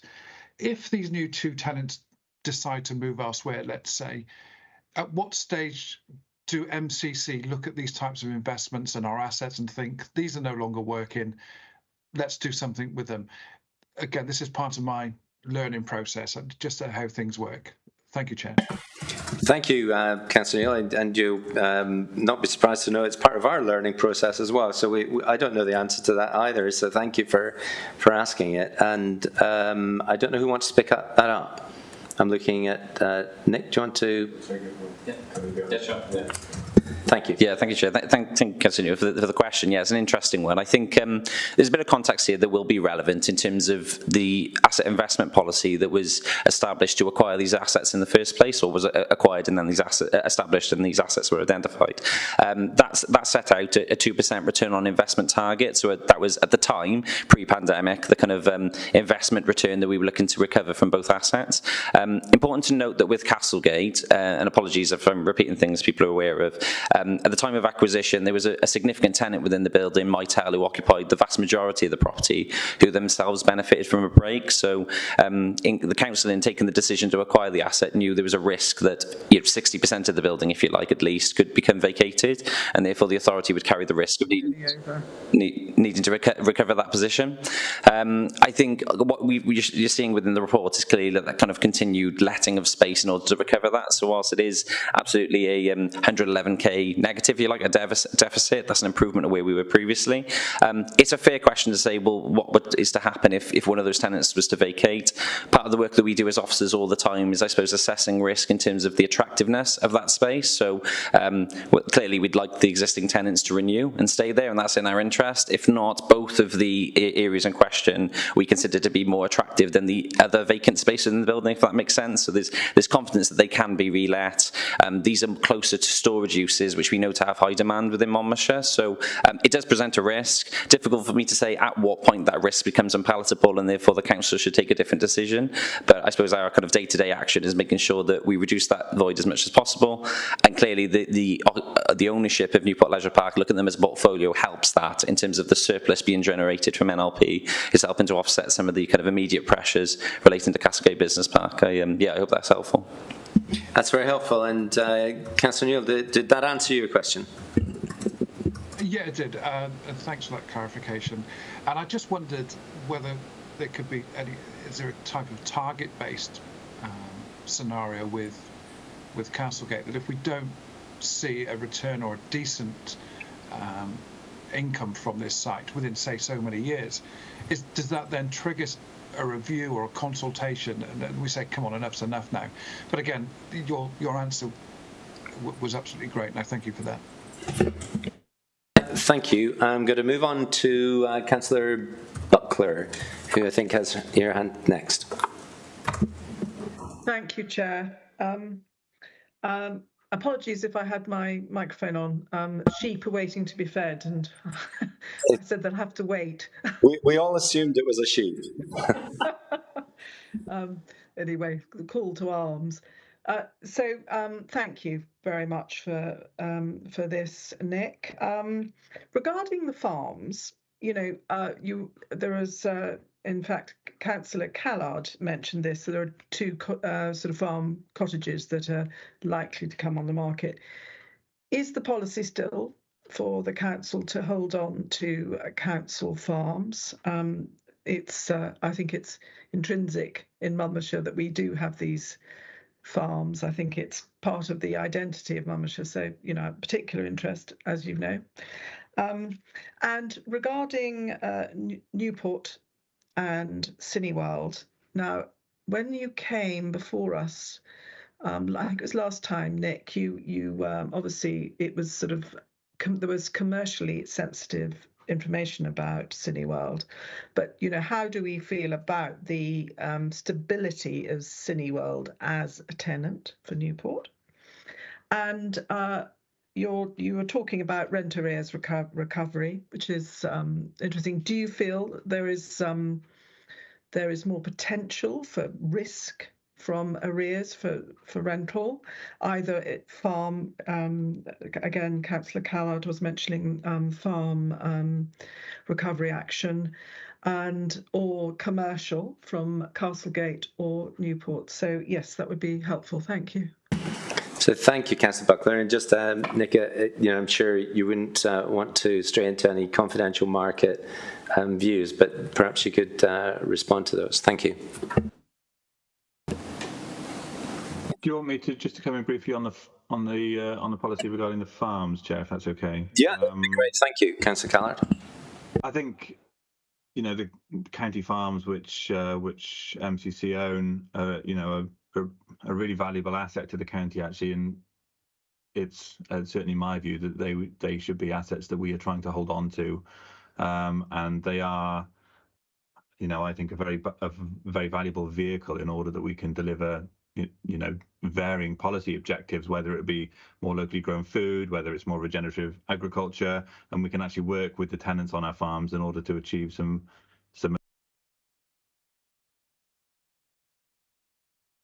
Your sound has just disappeared, Councillor Callard. Sorry, I caught the space bar and it seemed it muted me. No, we heard most of it. It's just the last couple of words. Yeah, so the view on the farms is that they're an important asset to to Monmouthshire County Council, and that we don't have any intention of disposing of any county farms. Thank you for that clarification. And moving on to the other issues, Nick. Yeah, thank you, Chair. Thanks, Councillor Callard. Apologies, Councillor Buckler. Hopefully I'll capture all of these now. I was just trying to note things as we go. So in terms of Newport Leisure Park, very fair question, and very fair to say that September apologies if I was coded in anything I perhaps was saying at the time, but obviously it was a very live thing in terms of Cineworld's company restructure. Thankfully, obviously everything has been confirmed now and publicised, so it is public information. So I think just to reiterate for everyone's benefit, the Cineworld group reclassified every cinema that they occupy, or tenancy, if you like, that they have throughout the UK. Newport Leisure Park was classified as a site that they wish to retain, but it was kind of caveated on the basis that there would be a rental reduction in order to retain it. And I should highlight there was 30 cinemas that fell within that category, so it was quite common that the majority of cinemas that they operated from, they looked to amend the rent. From the top of my head, I think contextually we were a significantly lower rental reduction than other people, as in a more favourable to MCC, if you like, in terms of my words for lower. But what that was structured around is if the restructure was approved, which it was via the courts, then that should achieve what they need to in terms of being able to continue to operate the group, i.e. that they should not need to require any need to further reduce the number of cinemas that they operate in the UK. It's fair to say when we talk about market trends, then it's not to say that will be the end of it. There may well be other cinemas that need to close or change over time, but at the moment, the strongest evidence I can point to is that Cineworld have continued to deliver in accordance with their obligations. They've paid all the rent in accordance to what they're supposed to. When the rent reduced in December, which it was only in December, 3 months after approval, that it actually reduced. They've not been arrears or any debt whatsoever from that period. So I speak to them regularly still, because clearly we're trying to ensure ourselves that, you know, any early warning signs we can share with this committee and cabinet at the earliest opportunity. There's none whatsoever. They continue to maintain that allegedly the cinemas are improving as the various blockbusters and the like are coming through, for whatever that's worth. And yeah, they're certainly paying us as they're supposed to. So that's the position, if you like, on Cineworld. I think Farms we've covered already. On the arrears point, it is fair to acknowledge I think the arrears have increased since the last report that I shared. Part of that, to the point that Councillor Callard picked up, is because of the timing of this report coming to committee, that there's a number of tenants that will have since paid the rent that they owed within that month period, that will have reduced the amount of arrears that are owed. But there are two specific cases within our farm portfolio and our retail portfolio where money is owed. One of them will be recovered fully. That's through the sale of a business who will be utilising those funds then to pay the arrears. So that's of limited risk, but is noted in the report. I think the second, relating to our farm portfolio, is of greater risk, and that's due to an extended period and some difficulties relating to the family, unfortunately, which means it's unlikely that we will recover the debt. The confidence and positivity I think I can take from it is that we've seen a high demand in all of our farms as they've become vacant. You know, there's kind of excess of 20 tenders that we tend to receive now when other farm becomes available, and they tend to be on very commercial terms as well. So I think, to echo Councillor Callard's point, I think if the council position is to retain farms, I think there's good evidence and strong demand for why that's the right thing to be doing. And should the farm that I'm alluding to become vacant, then it'll be remarketed very quickly, and I'm very confident we'll secure a new tenant for it. Thank you, Nick. That's very comprehensive. Councillor Buckler, were you content with responses? I am indeed. Thank you. Thank you. And I think we're over to the final question, Councillor Bond. And I'm pretty sure, Councillor Bond, you were not talking to Councillor Buckler's sheep, but it's possible. I apologise. My husband had just come in the house. Sorry, apologies. No. Thank you, Chair. Thank you for keeping us informed, updated with all this, and it's very clear information. Thank you. I've covered a number of questions previously, so I'll not repeat them now. Just two quick ones, please. EV charging, where would that be in Newport Retail Park, please, if I read that correctly? And any progress to moving MCC business to the site adjacent to the solar farm, please? Thank you. And did you want to introduce or respond to that, Nick? Yeah, certainly as best I can. EV charging, yeah, good question to ask. So at the moment, we've applied for, or the provider, if you like, has applied for grid capacity, which has been secured at the moment. That'll then sequence the necessity to get planning consent, and the reason I say that is that will then clearly define exactly where the charging bays are likely to be. I expect the position will be somewhere between Cineworld and in essence Harvester. That's as the best frontage and is most visible. So clearly what we want to do, and for clarity, without, I suppose, breaking any confidence in commercial terms, terms here is it's in everyone's interest that clearly the bays are occupied. Like there's a commercial benefit in terms of the lease agreement, but equally in terms of just promoting and improving the EV network. Really, that's the other benefit of doing that on this site. So that's the broad location we expect. In terms of relocating businesses, obviously we have the existing solar farm at the moment. The land surrounding the solar farm is being promoted as part of the replacement LDP. So in terms of any employment use or residential benefit of that level of power generation in being in close proximity, I suppose we'll see as the deposit plan progresses. But at the moment, because it is ultimately open countryside, it is subject to that planning process. So yeah, that's the stage that we're at with that one. Okay, thank you. Thank you, Nick. Thank you, Councillor Bond. And that completes the questions that we have. So I'm going to move that report and thank everyone for the questions and for the responses from Councillor Callard, from Nick and from Pete, being ready to respond at any point.